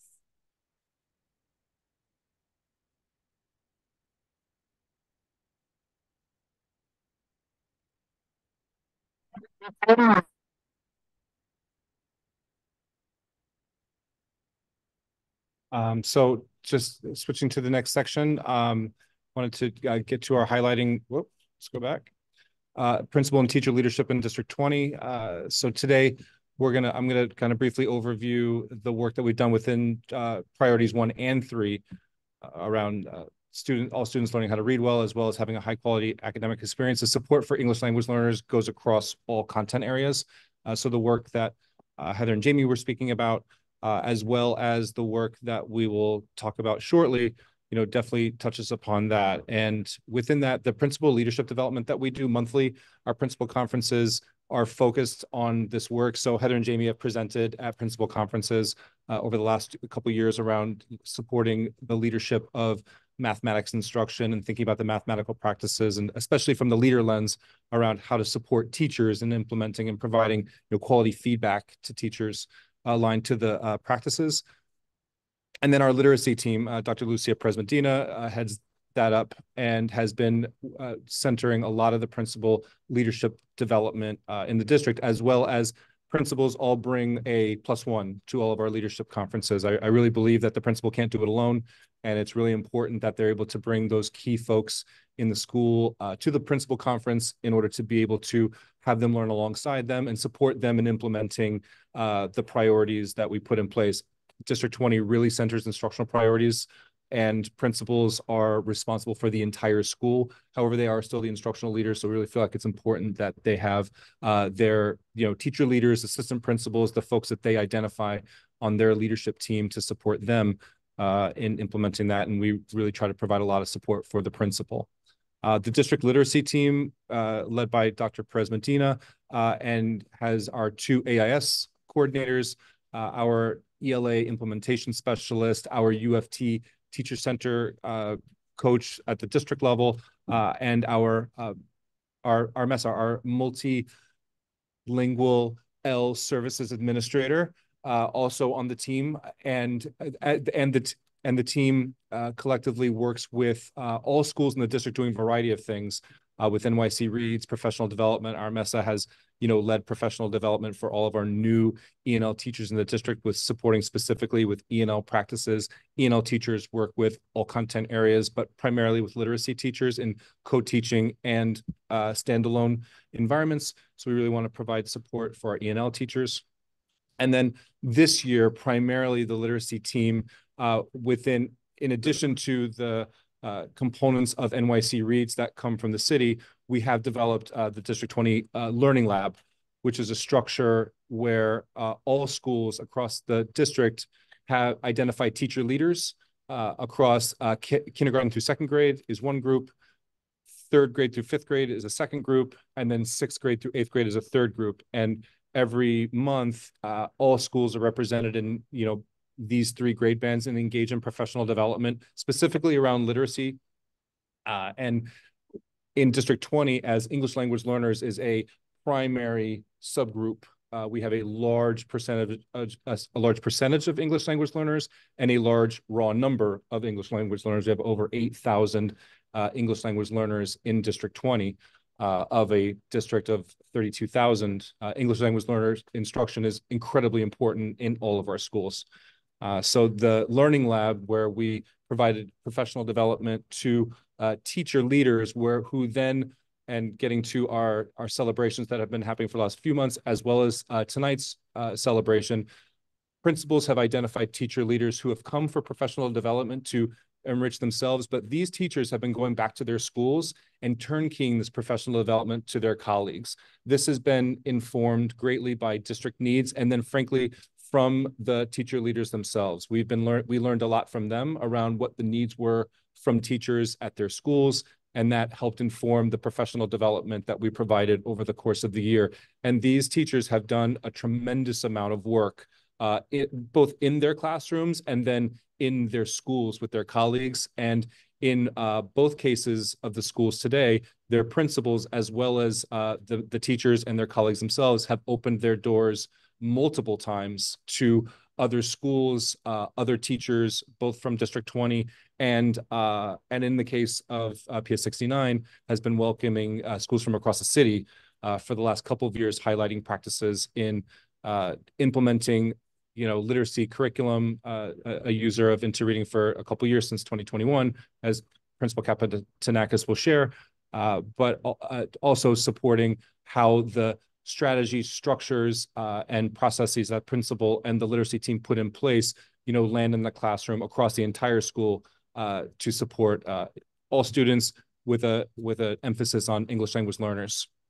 So I'd like to first, welcome up to the front. I'd like to welcome up Principal William Kirk from PSIS 229 Diker, and his amazing teacher leaders, Jonathan Goldman and Griffin Monahan from middle school, who are who support their schools from the Learning Lab and have done tremendous work in supporting English language learners in middle school through the middle school curriculum. So I'd like to welcome them up and have them be recognized and share. So come on up.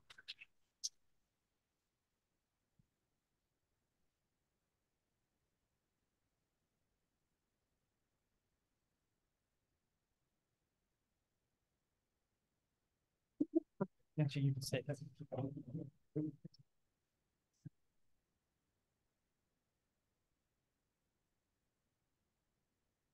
Good evening, everyone. I'm going to just do a little intro, and then I'm going to turn it over to these two amazing teachers. Just to kind of preface this, This is not our first year with Interreading and Interliterature, although you're going to be hearing about Interliterature specifically for our 6th through 8th grade students. PSI is 229, as the name indicates, is a K through 8 school. And we've been using both Interreading with our kindergarten through 5th grade students and Interliterature with our 6th through 8th grade students for 2 years. This is our 2nd year. That being said, both of these gentlemen that you're about to see and hear, I know were a bit torn when they were identified or tapped to be our lead teachers to go and participate in the District 20 Literacy Learning Lab. That was because they are both very devoted to their teaching and supporting their students, including those whose first language is not English. They also, though, saw this as a great opportunity to become more familiar with all that interliteracy and the interliteracy program has to offer, and especially how it could work to support English language learners and multilingual learners. That being said, it's my pleasure to introduce grade 8 English teacher Griffin Monahan and middle school English as a new language teacher, Mr. Jonathan Goldman. Okay. Thank you very much. Thank you, Mr. Kirk. Thank you, Dr. Preto, and thank you, everyone. We're not going to talk for very long, just kind of go over a couple of the basic things that we've been doing this year. And as everyone's mentioned, the workshops that we've been attending on a monthly basis have been really great because we weren't sure exactly what they were going to entail. It was new to us as it was to most people. But, I think we've been able to kind of get exposure to a lot of the background that we might not have otherwise. And I think one of the best parts, and you kind of alluded to it when you were talking about math, is that, we don't often get to talk with other teachers doing the same grade levels, teaching the same curriculum. At a school like ours where it's on the smaller side, like I am the 8th grade ELA teacher. So it's not like I necessarily have as many opportunities to go in and view other people's classes. So it's been really great to, meet an entire room full of middle school teachers and kind of get exposure to what they're doing as well. So a couple of things that we were going to mention today are just some of the things that we've been using with the new Interliterature, specifically for 6 through 8. As I said before, I'm doing 8th grade. I was 7th grade last year, also when we were beginning to introduce it. And Mr. Goldman works with 6th, 7th, and 8th. So a few of the things that we found really helpful and that, have come up in our meetings is, and I'm going to assume, okay. Or click the button. The trackpad also might switch it. You can just go like this. Yeah. Great. There we go. Okay. So on the screen is one of the kind of not necessarily complicated, but extremely beneficial ways we've been able to use Interliterature. This is that we've been able to use certain browsers to translate the material.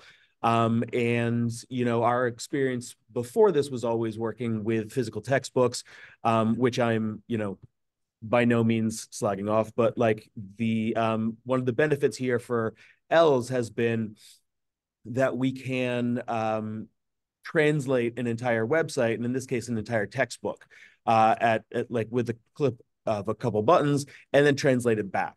And so one of the benefits that we have behind us, I don't know why I'm looking behind, it's also in front of me, is that we can get the students to make a couple of windows at the same time, pull up an English version on one, pull up their native language, or I should say their home language, on the other, and that way they can not, on one hand, just have English and really not be able to follow, not just have a home language and really only follow that without really transitioning. Instead, we kind of have it side by side, something that really they helped us figure out last year when we started introducing this. So, little basic things that we wouldn't think of as being that important have, the fact that there are paragraph numbers on the side of this means that, not only do we have people looking at the same time, but it's an easier way for them to actually make sure they're looking at the same thing we're reading at the same time. And so that's been, you know, a big plus. Anything else you want to say about that? I just want to say, and it's also very interesting to watch the students because you have all these assessments to see how well the students are doing, but you could also hover over their shoulder and you could see, hey, this child is now transitioning and using the English version more than he or she used to do. Or, hey, this student is focusing on the Chinese or Russian or Spanish version and using the English version supplementally, and then you try to encourage a little more of the English version. But that's been very helpful, that it's not one or the other, that they're actually very adept enough to do it side by side. And we find that very useful. That way they're always involved in the lesson, and they always can just look at certain words that they need when needed. Yeah, and also to be clear, you know, we definitely look at it in terms of gradual release. We're not planning on always having both screens up. It's more like as we see the proficiency increasing, we try to get them to be less dependent on that. And so, you know, it does allow for more of a transition to do something like that. Another thing that we have is HMH provides multilingual summaries and real summaries in the sense that it's like a paragraph long of what text we might be spending the next 5 days reading. And that's a small thing, but helpful because especially with our students who are, you know, working on their English language skills, kind of giving them context and a foothold into what like just the general gist of this is going to be allows them an easier ability to kind of take what's coming at them and kind of attach it to that central point that they know, you know, this is what we're talking about, as opposed to, you know, trying to piece it together. Like, so they have a basic framework that kind of allows them some understanding of where we're going with it, and then they can kind of more easily attach it to things. Right now, Into Literature generally only has these summaries in about 4 languages, English, Spanish,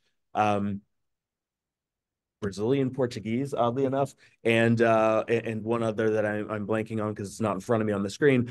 But the nice thing is, and something that you know, you showed us at the very beginning, was that you know, Google Translate, which is something, you know, that we all as teachers use constantly and generally have been using for our slides and what we're going to do. Many of us weren't aware that we could also do that with PDFs, like wholesale PDFs, so we can put those up there and take even something like this. And even if it's only in 4 languages, we can still get that ourselves and then make it into any other languages we need to. So that's been particularly helpful. And the graphic novels as well. Yeah. Yes, absolutely. One other scaffold that has been helpful, and, you know, most of us teaching ELA, this is not, we're not strangers to this in general, but just being able to have readily available vocabulary slides pre-made that include visual elements to kind of make sure that our students are not just seeing the word, reading the definition, writing it, but also getting like a visual component, especially for those of our students who really are working at kind of a base level. This is particularly helpful to them. As I said, that's something we've long done, but the fact that this is put together in advance for us has been very helpful. It's definitely a time saver, and it has a consistency of format that I think is helpful, you know, getting them to be able to process that information. We had a few other things, and these were just really things that we tacked on at the end. Nothing that we need to spend too much time on. But. Yeah, just wanted to mention for us when we're sitting in the classroom, it's different when I'm seeing students who, as a push-in or a pull-out, I could do certain things with the students who are about to go into ELA class the following day or later in the day. We could pre-read some of the passages so they get an understanding beforehand, or I could assign them some work to pre-read it in their own language if needed, at least so when they come to the classroom, the ELA classroom, they have a basic understanding and they're much more comfortable with some of the learning that is about to go on. So we do use pre-reading, and sometimes we show videos beforehand. So they come there and they can be more engaged. They don't feel as intimidated. And those who are struggling less. Yeah, small group discussion, we really spent a lot of time in the classroom. Did you understand? How did you understand? Can you show how you understood? Having the students speak with each other. And Mr. Monahan, it's really interesting. He really focuses on grouping. What personalities would do well together? What students, what are their language needs? How long have they been in the system? How will this child do well with this child? Are they going to make things easier on each other? Are they going to learn from each other? So he really thinks a lot about grouping, and we really probably changed the classroom around multiple times throughout the year based on what's working and what isn't, and who needs to be motivated, who needs to be challenged, and who needs to be, hold back a little because he or she is putting on a show for somebody else instead of focusing on their work. We use sentence starters and HMH graphic organizers, which is built into the program for writing and for organization. And we do different types of reading, choral reading and partner reading, in addition to the audio passage where sometimes they're just listening.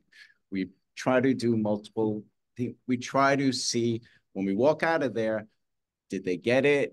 Are they understanding? And if not, what could we do differently the next session to make sure that they understand better? And one last thing I'll say, just because you mentioned the audio passages, another nice thing about HMH, or sorry, that's kind of what all the teachers refer to it as, but Into Literature is that for all the texts, they have built-in audio by different actors, not by like a very awkward mechanical voice. And one of the nice features is that it does have yellow highlighting that will highlight the sentence being read by the voice actor. And so again, that's something that we found helpful for a lot of our Ls, because getting to hear it, getting to visualize it, having that, translated text right next to it is just a lot of ways to hopefully for them to get access. And I think that's it. Thank you. Nice, thank you. Yeah, thank you. And I want to, no, thank you. I want to say that Mr. Monahan and Mr. Goldman, first, were very gracious in saying that they learned about the translating, from the Learning Lab. We learned from them. One of the big reasons that they really helped us crack the code in terms of making translation of not just this curriculum, but all core curriculum available for students and translated into all the different languages. So I really appreciate you guys for that was a big support for the district early on, and I really appreciate it. So that was huge. I feel like you guys need to be recognized for that. And something else I just want to say, because they spoke a lot, they said a few things about their practice, and I just want to highlight some of those things, because especially in middle school, supporting English language learners is it's just more difficult because the texts are more complex, the reading levels are higher, the books are longer, all that stuff. And the things that Mr. Goldman and Mr. Monahan talked about in terms of how an English language learner goes through their day at school. When a student has ENL services, Mr. Goldman is the ENL teacher that will work with the ENL students in the class. And he will do a combination of working with just the ENL students, and he'll also work with the ENL students in the class with all of the other children. And he said it very quickly, but it's really important that they've done a great job and are a great example of how ENL teachers and teacher teams work together with a shared curriculum to best support students, and how they prepare students who may need extra support in being able to access grade level curriculum. When you're a 7th grader and you're new to learning English, it is very challenging, and you're sitting there with a long text in a language that you don't read independently. Mr. Goldman and partnering with Mr. Monahan is a great example of how they provide supports using the time and the resources to be able to get the children ready, so that when they go into the classroom and while they're in the classroom are able to help all of the ENL students access the curriculum at that grade level, even though they're still learning the language. So I just wanted to highlight that because it's a huge need in the district. We have a lot of English language learners, as I mentioned, and many of them are in middle school. And that combination of having a shared curriculum, but also teacher teams who like work very strategically together and supported by their principal to help make sure that they're put in the right place at the right time and can make those decisions, really has a lot to do with why students, you know, are able to accelerate and learn faster. So I just felt like it was really important to say, and these two gentlemen were great examples, and Mr. Kirk, great support for them.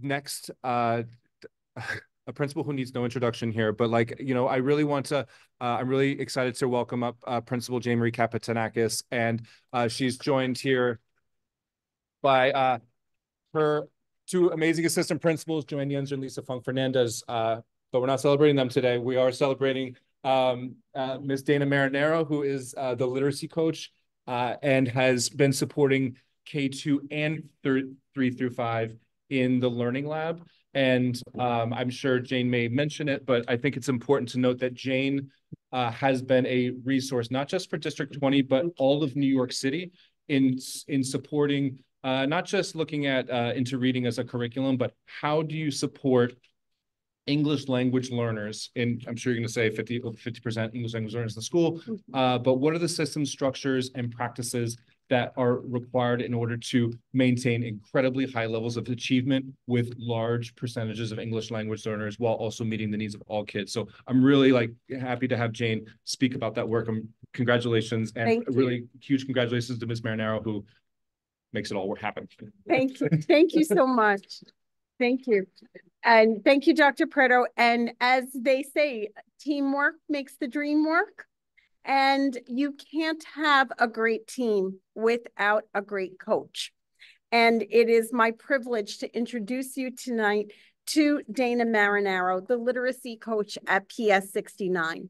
Dana is an intelligent, thoughtful, caring, and kind teacher, and she works with all of our staff in grades K through 5. Our literacy coach really provides the glue to ensure that there is a common thread throughout our school and rigorous instruction as evidenced by the common planning. By working to plan and implement our literacy curriculum, Are you talking to me? Her work has a ripple effect of really touching the lives of each of our children. Author Peter H. Reynolds' poem, Bright Stars, reminds us that teachers are among the brightest stars in our constellation. They guide us, inspire us. They light the way. It is only fitting that during Teacher Appreciation Week, we get to highlight one of our PS 69 All-Stars. She's going to tell you all about the work because she is the one who is helping to lead that work. So please welcome Coach Dana Marinaro.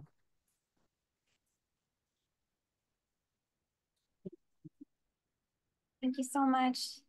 Thank you, Dr. Preto and Cece, for having me.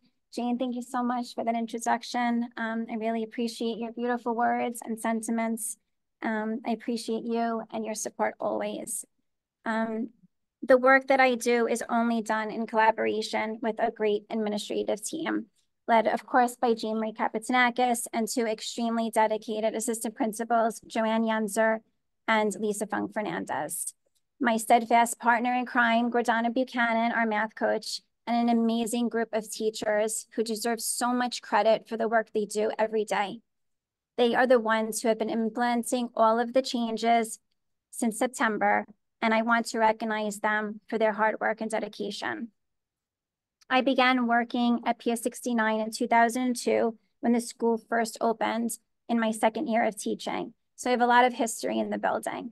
I started as a second grade classroom teacher for several years and then moved into AAS and then into the data specialist position when that was in vogue at the time, and then into the testing coordinator position, which I currently still hold, and finally became literacy coach in 2008.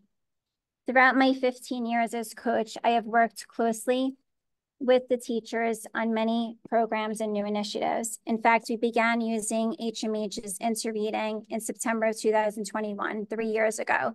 So at the beginning of this year, our teachers were very well versed with the curriculum and the texts. But as a Phase 1 school, we needed to make adjustments to meet city and district expectations. I have attended the District 20 Learning Lab sessions for K-2 and 3-5. And after each meeting, I share with my administrators and I turn key information at our grade level meetings and as well with our vertical instructional leadership team. And we discuss ways to use the literacy shifts to carry out the program and to meet the needs of all of our students. Just to give a snapshot of our school, we have 560 students in all, 90% are Asian, over 50% are English language learners. We have a bilingual class on each grade in K-4. 2 of those 5 classes are bilingual ICT classes. 18% of our children are students with disabilities. We have an ICT class on each grade in K-4, and we have 3 self-contained bridge classes, a K1, 2, 3, and 4, 5.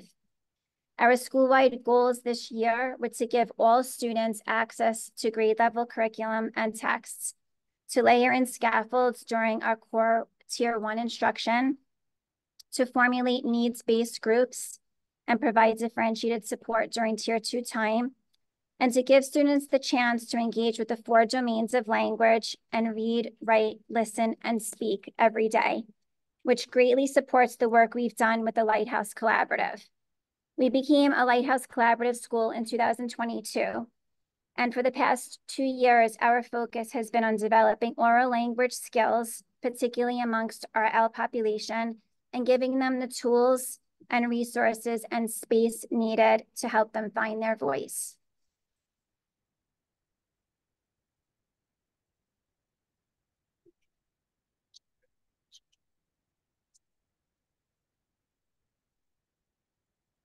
Okay, thank you. So in using HMH, our teachers follow their I do, we do, you do model. And this is a model that is very familiar to our teachers and one that we have used successfully for years. They just needed to determine which HMH components would fit best into each part. And they've done a great job in getting a handle on this. In step 1, of course, we always begin with conducting a mini lesson. The teachers build background knowledge and vocabulary, including instruction around morphology. We know that becoming familiar with a topic and word meaning certainly makes reading easier. Teachers share what is called a Get Curious video at the start of each module, which is an engaging way to introduce the theme and get ready for what they're about to learn.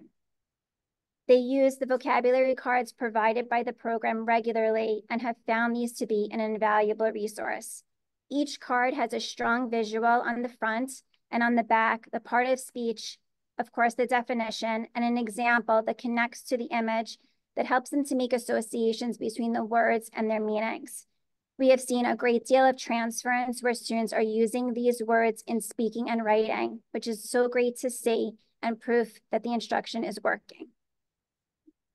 The teachers model skills and strategies that support comprehension every day. They provide opportunities for student discussion, mostly in the form of turn-in talks. They circle back to the module theme and essential question often and add to the knowledge map with students throughout so that nothing is taught in isolation and students are able to make connections between parts.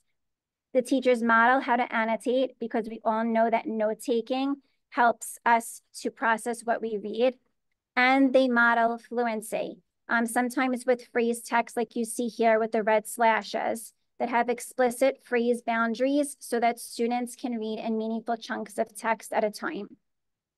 The teachers also use module text enlarged for shared experience, their anchor charts provided by HMH, as well as their organizers, and they've learned to make revisions to these resources using Adobe Acrobat and Microsoft Word by embedding sentence frames and visuals and other supports where needed.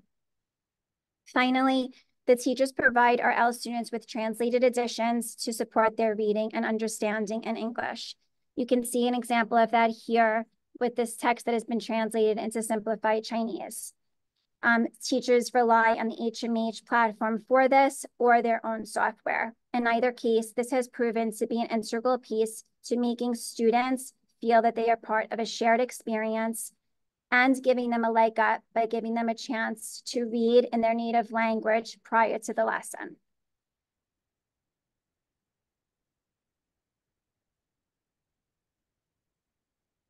After the mini lesson, we enter the independent work time. This is the time where students apply the skill and strategy taught in their independent reading of grade level text and answering of questions. They use translated versions of text if needed. They partner read together and hold discussions. They annotate in their MyBook to deconstruct text and monitor their comprehension, and they answer questions in the Know It, Show It. At this time, the teachers meet in small groups for a reteach lesson with tabletop mini lessons as their major resource. And they do this to provide extra support and clarification for students who need it. After this time, the students enter the engage and respond portion of the lesson. This is when they write about reading, which helps to prepare them for the performance task. They also hold conversations that support our school-wide goal of improving speaking amongst our Ls during the collaborative discussion components.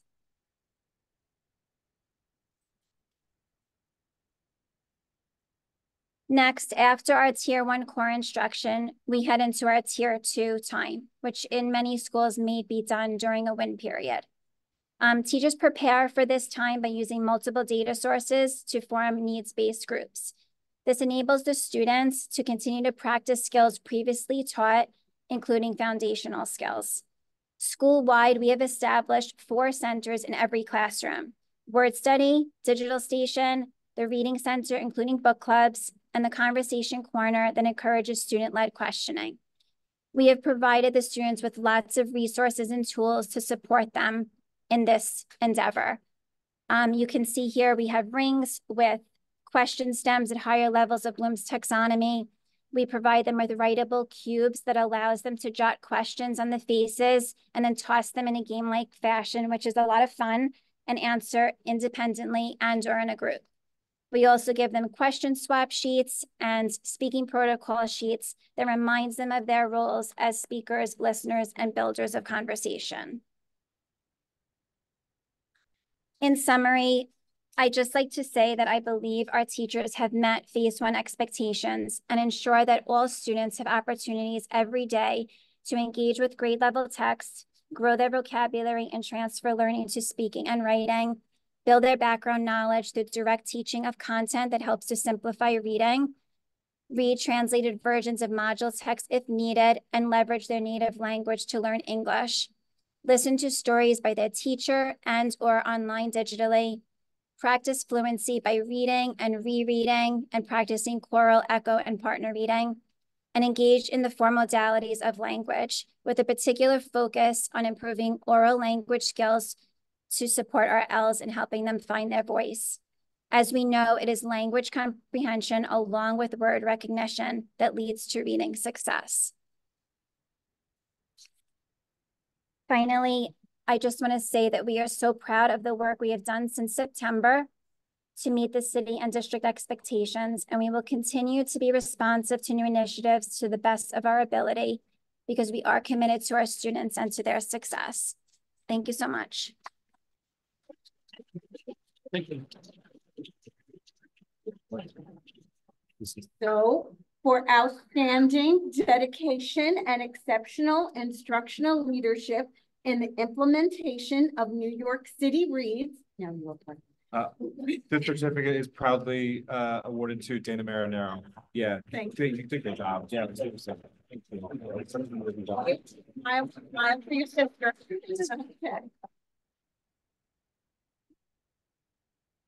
Okay. Thank you. Thank you. Thank you so much. Thank you, and congratulations. I want to one more time, thank you so much to Dana Marinero, to Griffin Monahan, and to Jonathan Goldman for, again, not just supporting the students, but really trying to demonstrate how they've done a lot of work to support their colleagues And then they're not just in the school, but also in the district. PSIS 229 was a school that many schools, connected with early on as an early adopter of into literature, and we're able to see how they went about structures and practices, as in addition to the contributions that the gentleman contributed to helping cracking some of the code for translation, which has always been just a huge challenge for teachers, especially in a school in a district with so many languages spoken, but just for all teachers. Having translated materials is just an incredible challenge. So for a classroom teacher who's working on their own, for a dual language teacher who is expected to teach in 2 different languages and is scrambling to find resources, for an ENL teacher team, for an ENL standalone teacher, for everybody, and then definitely for parents. So it's something that we've really wanted to kind of like demonstrate how we've been able to find a way to make connections to grade level curriculum for all students, including students who are English language learners. And then definitely for PS 69, Ms. Fernandez, Ms. Yenzer, obviously Ms. Mino and Principal Kapitanakis, the support that they provided to the entire district multiple times. Well, I mean, can't tell you how many times, how many schools have visited their school, and their teachers, they're used to it by now, just people like walking in their classroom, because the school has been used in District 20 and across the city for a couple of years to support teachers in looking at how teacher practices and implementing curriculum makes connections for all students, but especially English language learners to grade level curriculum. So really, like, kudos and thank you for the great work that you do in the district. Just a final celebration. I just want to, this is Asian American Pacific Islander Month, and it is Jewish Heritage Month. So, all month, we're celebrating our AAPI community, the Jewish community, and across the city, in our schools, definitely, recognizing and celebrating AAPI and Jewish Heritage Month. It is Teacher Appreciation Week. So, like extra special to to those in the room, but for all teachers, really, excited to celebrate them, and schools have activities going on all week around different ways that we're celebrating our teachers. I know that our parents play a huge role in that celebration, so I appreciate all of our parents and obviously our principals for doing that. National School Principal Day was a couple days ago, so I definitely want to recognize National School Principal Day. Today is National School Nurse Day. So I want to make sure everybody recognizes that. As someone who knows a nurse very well, want to make sure that we're recognizing National School Nurse Day. Mother's Day is Sunday, so just yay moms, and all right. Memorial Day obviously is May 27th, but I wanted to highlight and invite the council. We are having our 2nd annual District 20 Civic Symposium. We are a Civics for All district. We've been a Civics for All district for a couple of years now. We've done a lot of work in the Civics for All initiative, including Soapbox NYC. All of our students across District 20 engaged in the design development of soapbox speeches, identifying a problem in the community of need, developing a speech, and delivering it to their class, to their school, and in some cases to the city. And we've all schools engaged in participatory budgeting. So across District 20, all schools are provided with a, not small amount of money that they engage in the democratic process across the school to identify how that money will be spent, as well as the engagement in the Civics for All curriculum and Take Action projects. So May 31st at PS 939, appreciate Principal Musaros for hosting us again.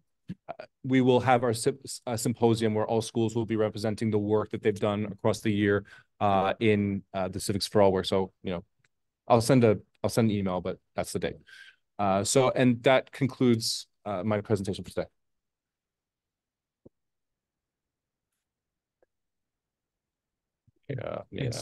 Escape out of there. Thanks, David. I really appreciate, you've sort of bringing some of the behind the scenes staff, so to speak, to the front of our meetings these last few months. It's great to have teachers here, especially sort of sharing what they do. And I share you in saying we should wish all of our teachers a very happy National Teacher Week, because it is very much appreciated what every one of you does. So thank you from me and CEC 20. I want to take a quick couple minutes. We have 2 new members. One is joining tonight and one joined last meeting, but is also relatively new. Both have been appointed. So now we have a full 12-member CEC, and I just wanted to give them both a chance to just make a quick introduction, share their, who they are. And Fabiola, do you want to come up and just, or are you on the Zoom down there? I don't know. Okay, you want to come sit here and, yeah. Yeah.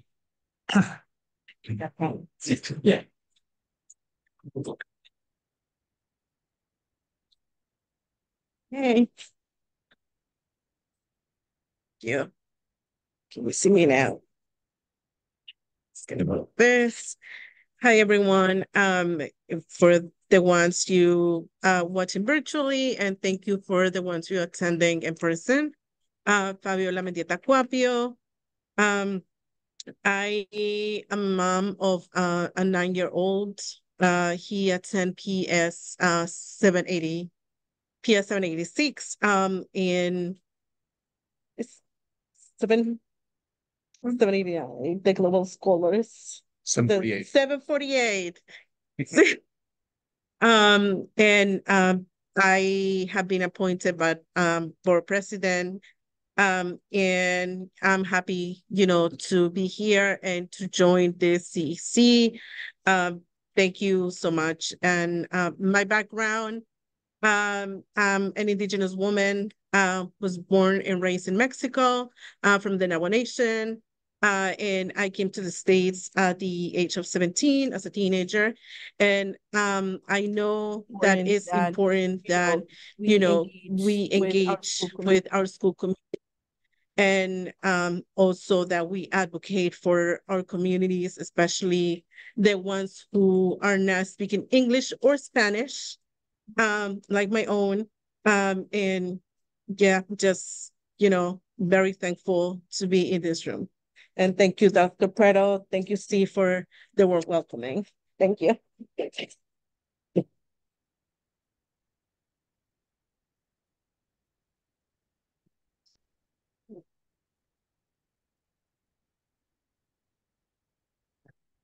Hi, good evening, everyone. I just wanted to quickly introduce myself. My name is Sabrina McNamara. I'm the new D75 appointee. I have lived in District 20 for over 30 years now. My kids are in school there. I have 3 children, 2 with special needs, 1 in D75 now. And I just wanted to say that I look forward to working with everyone to meet all of our students' needs.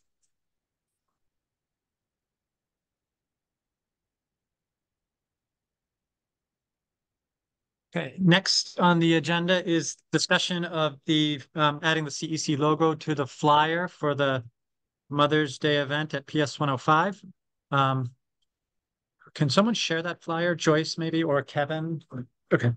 Kevin? Can you share it? Okay. We'll just wait a minute while it. You have it? Yeah. Thank you, Kevin. Kevin's just going to share the flyer. And Joyce, do you just want to, as soon as he shares it, start the discussion? Yeah, just. You get kicked out? Sit here, Joyce. Oh, no. Okay. Do I need to unmute? We're good. Yeah, this is flyer create. We know this month is Mother's Day month, so we want to invite all the public. That we want to invite to the Mother's Day celebration. So this is created from PS 105, and because our parent volunteer is very not active, so we want to create this event to our community. So it's our privilege to invite our CEC to our community to let our community know more about the CEC versus CEC. So I want to add a logo to our flyer. So the voting is about. Yeah, I mean, I guess just to echo what Joyce is saying, you can see the flyer. This is just a proposed version. This is what it would look like.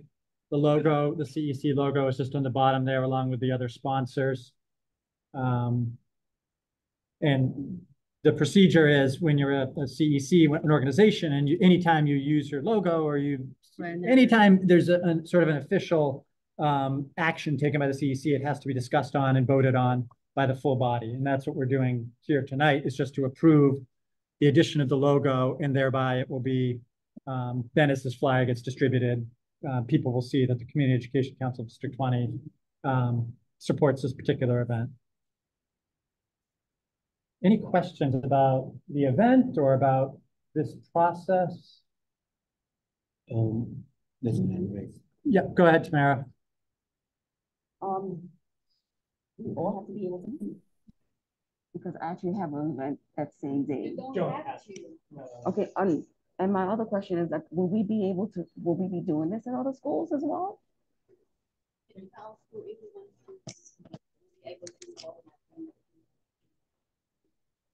Work in school to do it because it's no way we can let our community, our parents know we have CEC. Because in the previous couple of years, a lot of parents doesn't know that's a CEC 20 exist. So let's know we want to school, if you have event, we work in the school to put our CEC. We can we will be have person, people to your event to present us. It's no way to get a parent engagement too. Are we allocating any money for it, or we just need to just be there to support? We just be there to support. What's your question? Okay. No budget, no money, no nothing. Yeah, it's just no. Just present us, talk to parent. It's a working parent. Any question they can reach out us. Okay. Any other questions? Yeah, go ahead. The logo's on the bottom, top of the right. What organization is that? And there's a person dancing. And okay, the two logo is they all non-profit organization. So on the left, the purple one is for kind of it's related to NYPD, NYPD Liaison, they do safety, public safety. But it's a non-profit. The left, on the right side is a dancer. Usually, we do have Lunar New Year every year. We have a performance. Those all supported by this group. Right. Yeah. Cool. You got any question about other logo, or you all know the no? Joyce, can you tell us what school it is? We really can't see the logo. PS 105. Now, when you turn on the top left side, right? Left side, you see PS 105. This also, for this design, we collect from the student. The student designed it. They say, we are many, but we are one.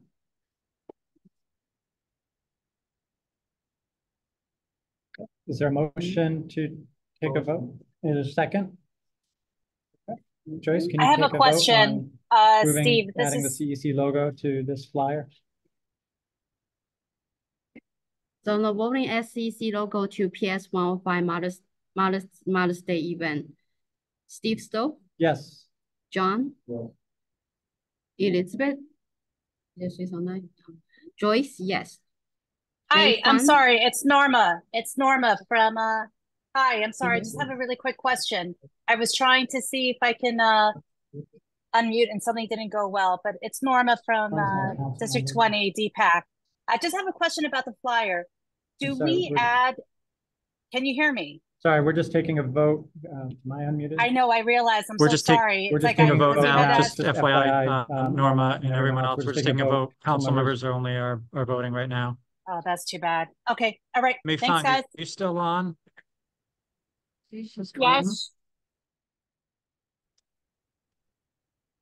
Yes, can you hear me? Yeah. Yes. Mayfang, we're just voting on adding the CEC logo to the PS 105 Mother's Day celebration. How do you vote? Yes.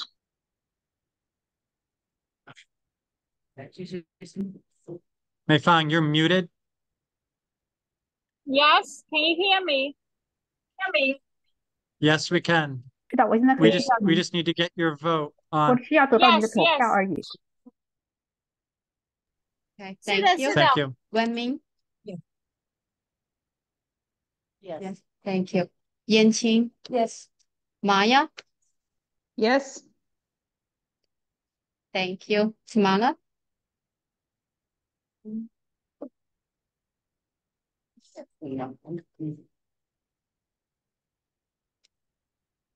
Okay. Well, for the then dash, Steve. Steve. Okay, thank you. Kevin. Okay, Fabiola. Can I have 1 minute to spill my bone?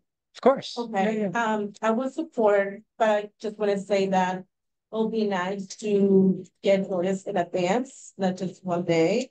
And you know, since the beginning of organizing the event, to be more involved, just for transparency for, you know, as a CC council, but also for parents and the community. I'm gonna support, only because I'm familiar with the organizations, and I know, you know, well, that they do, cool events with good intentions. But please, you know, just let's make a note for the next time we need, in advance, notice. Noted. Yeah, thank you, Fabiola. Yeah, thank you. Sabrina. Thank you. Yeah, so we got one unexcused absent, one abstain, so it's 10 years. Great. So resolution is passed. Thank Motion you. passes. Thank you, everyone.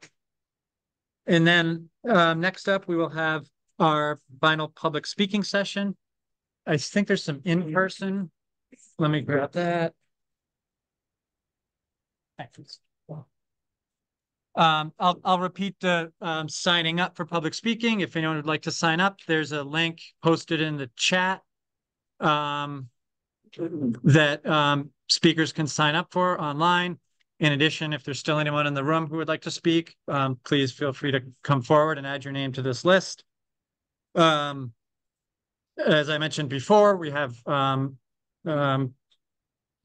code of conduct here at CEC 20 on both in our bylaws as well as Robert's rules. Please remember to speak on ideas, address your speaking to the chair of the meeting, that is myself. And 3 minutes is the time. So I will call the first in-person speaker. I think this is Chaplain Vivian Hernandez, is it? Great, go ahead. And Kevin, should they? Yeah.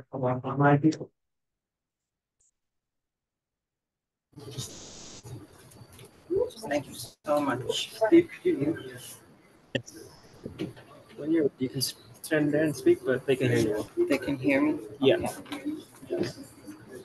Okay. Kevin, should someone, if everything's good online? Yeah. Okay. Good. Go ahead.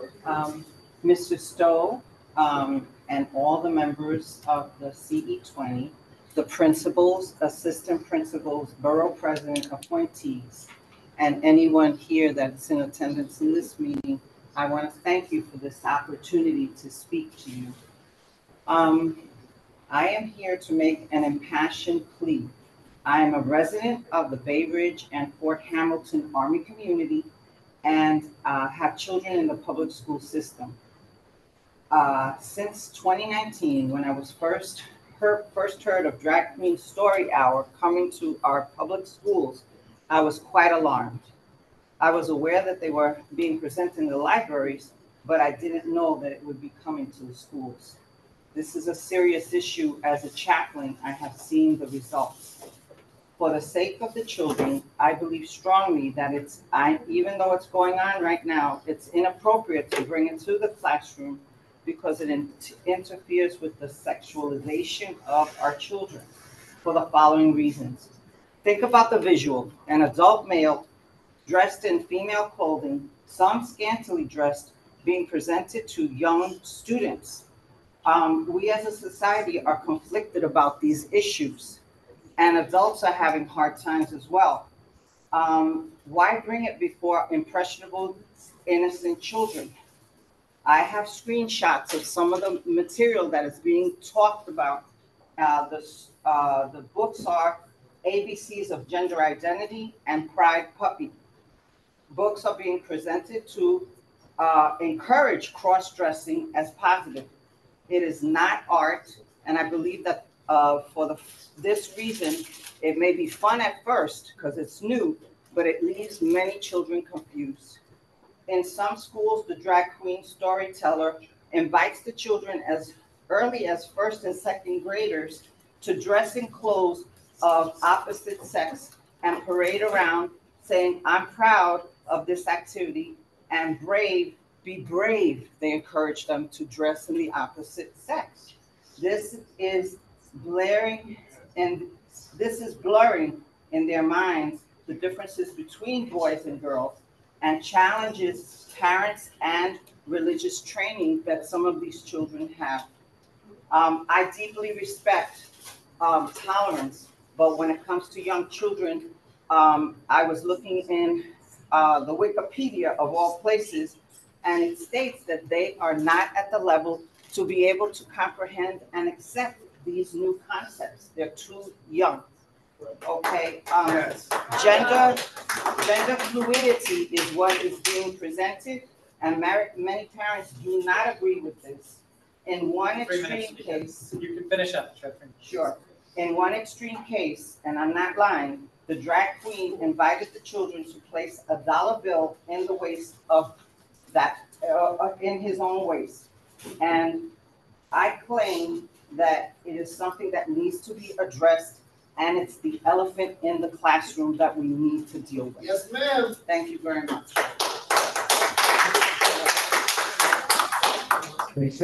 Thank you, Speaker. Thank you so much. Our next in-person speaker is Yvette Stark. Yvette, are you here?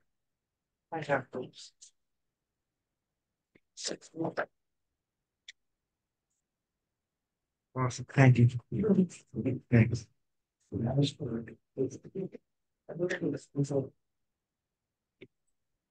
Hi, everybody.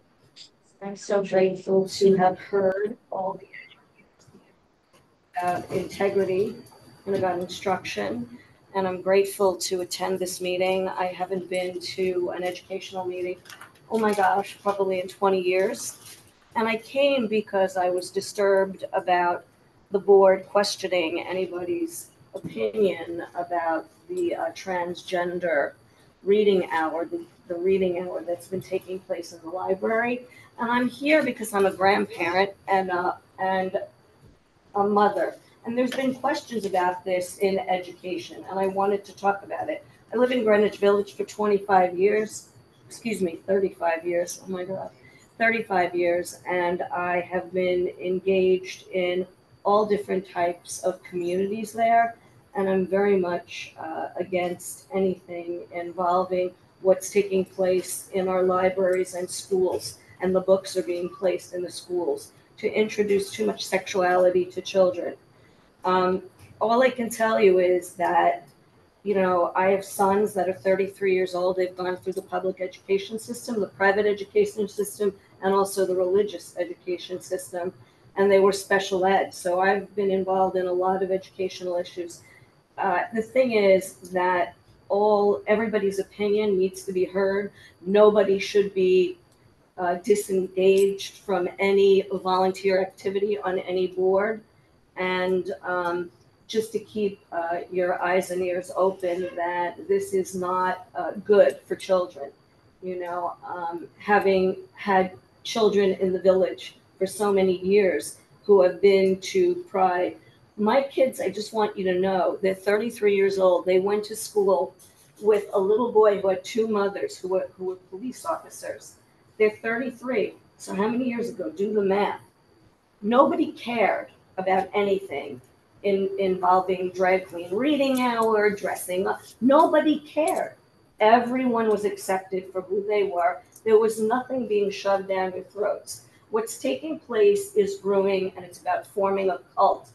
And it's just not appropriate. Forming a cult for little children, age 2, 3, 5, 7, 8, 10 is not appropriate. Our gray matter in our brains do not develop until we're 25 or 26 years old. So I just want to say that you have to be careful about what you're introducing to children. In the public libraries, and in our public schools. You have to be very wary of what you're introducing. Kids do not need to be sexualized. They don't need to touch themselves. They don't need to know anything about sex education. It's only for the parents to teach them. Thanks. It's only for the parents to teach that to children. And having lived in the village for many years, with all kinds of people, I just want to say there's nothing wrong with less is more. Not over the top people wearing horns and being dressed up in costumes and twerking.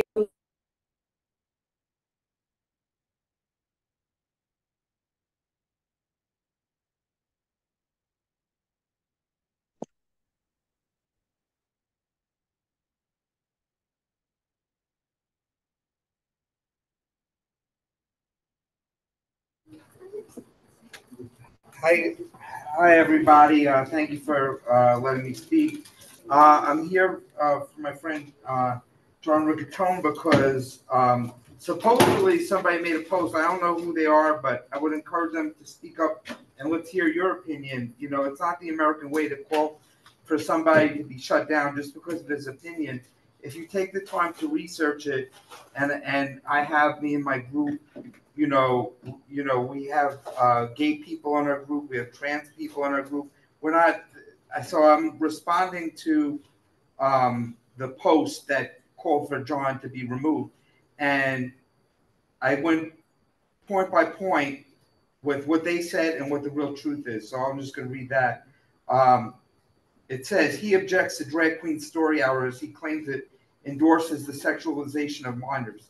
And then the truth is, one of the books is titled "The Hips on the Drag Queen Go Swish, Swish, Swish," and you could see this right on the website of Drag Story Hour. It's twerking. It's basically twerking in the face. One of the pages says, "I shake my bum," and if you also look at Drag Story Hour, the names, I don't even want to read that out loud, but I made some flyers so everybody could read the name. It's like a sexual pun name, and that's one of the storytellers. And if you go to their Instagram, which I also put there, it is really like, and it's fine for adults, but not for children. Satanically dressed,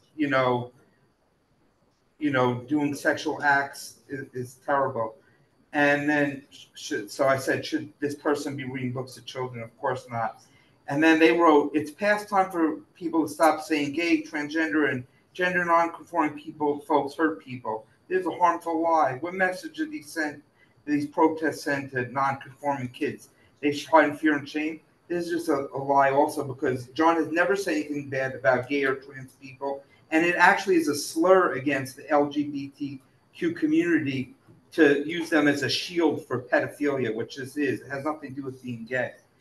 We have, like I said, the group, I'd encourage them to look up the group Gays Against Groomers, which opposes Drag Queen Story Hour because they stand for children's innocence as well.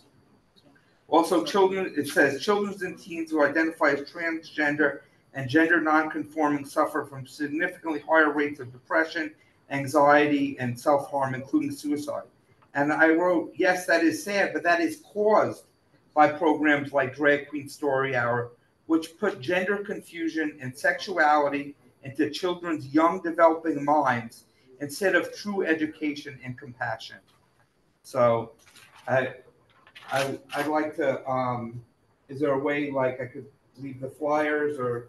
I don't know who, I don't know. David, we don't just go back and forth. We don't contact, but it's. Oh, okay. I made some flyers. If anybody has Sir, your time is the up. links and everything. Thank you. So, Okay. Thank you, Speaker. Thank you. If anybody's on the flyer.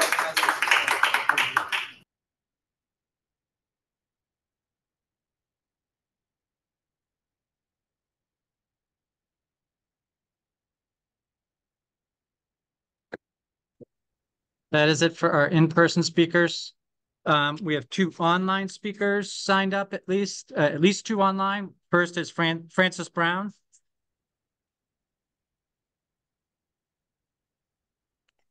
Francis, Hi, are you hear me? There you are.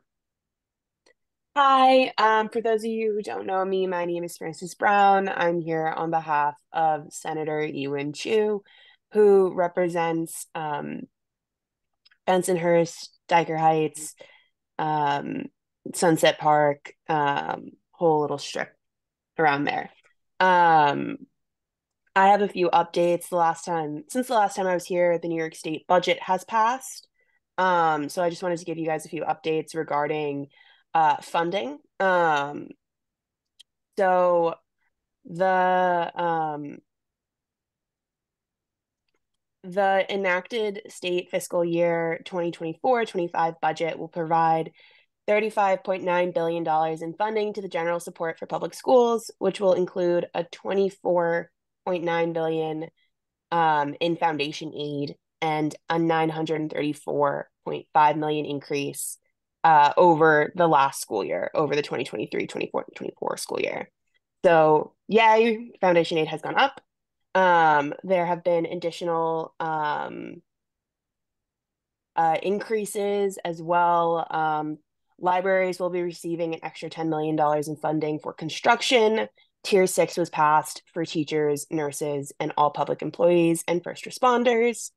As just some of the big budget overview things.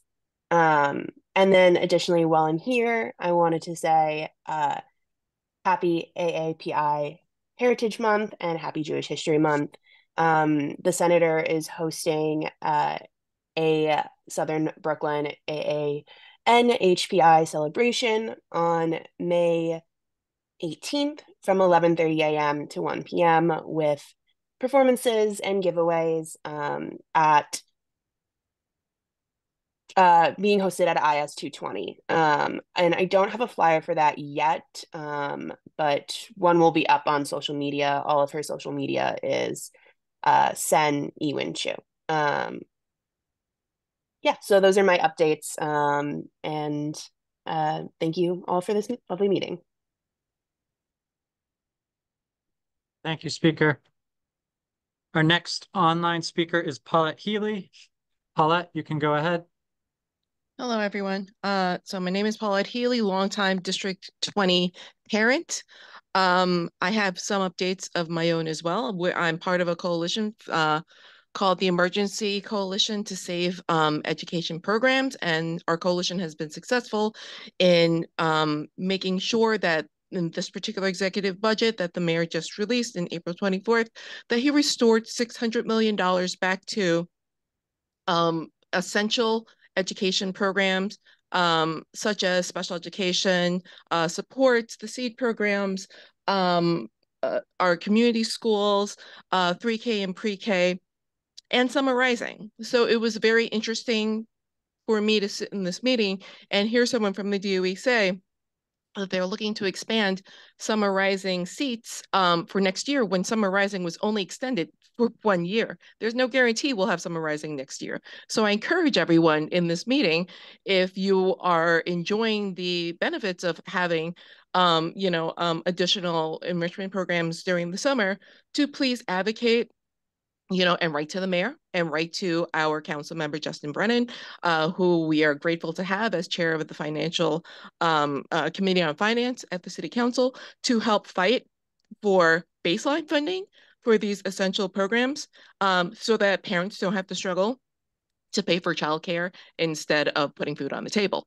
Also, it is IEP season. And for families who are not aware, there is an expansion of what is called the Parent Membership Program, which allows parents to have a free member support at their IEP meetings. I will put the link into the chat for anyone who would like to learn more about that. Every parent has a right to have representation to support them during the IEP process. And I am grateful as heck to have both Sabrina and Fabiola on this council, because they have been longtime District 20 advocates doing incredible work in this community, and they finally have an additional platform for them to amplify their efforts. Lastly, my voice is shaking because it's really, really difficult for me to stay calm hearing the ridiculous transphobic rhetoric that I just heard. And I understand freedom of speech, blah, blah, blah, all that stuff, but I'm raising a non-gender conforming child, and I do not need more of this so that she feels unsafe in the schools that she's going to, or that she is unsafe walking the streets of our district where she grew up, because people in this room don't believe she should exist, or that they should exist, or that her journey is not important. And that goes for any child in their gender or just in their identity journey, whether they are gay, whether they're non-binary, whether they're trans, whether they're Chinese, whether they're Black, whether 3 they're, minutes. you know, their identity is important, and no one else should be policing and telling them who they are.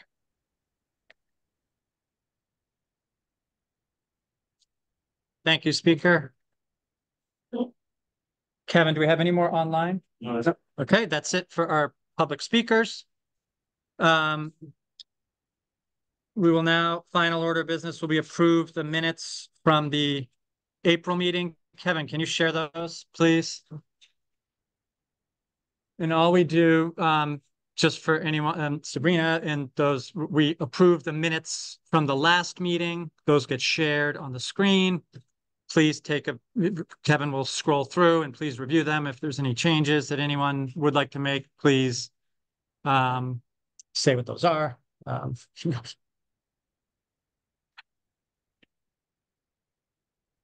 Is there, I'm sorry. We don't talk back and forth right now. I'm sorry. Public speaking's over. Right.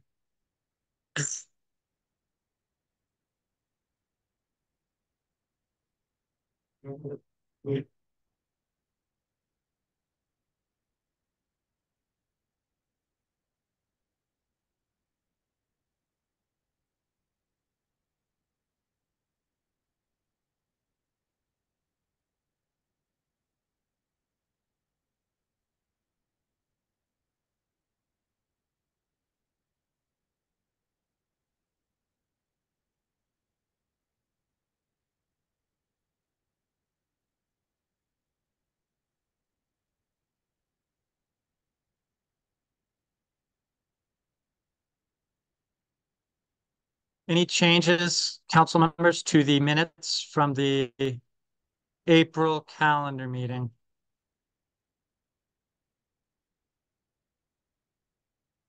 Okay, hearing none, the minutes are approved. So we will now adjourn, or is there a motion to adjourn the calendar meeting? Motion. Is there a second? All in favor? Yes. So the May CEC 20 calendar meeting is adjourned. Does anyone need a 5-minute break before we do the business meeting? Or should we go right to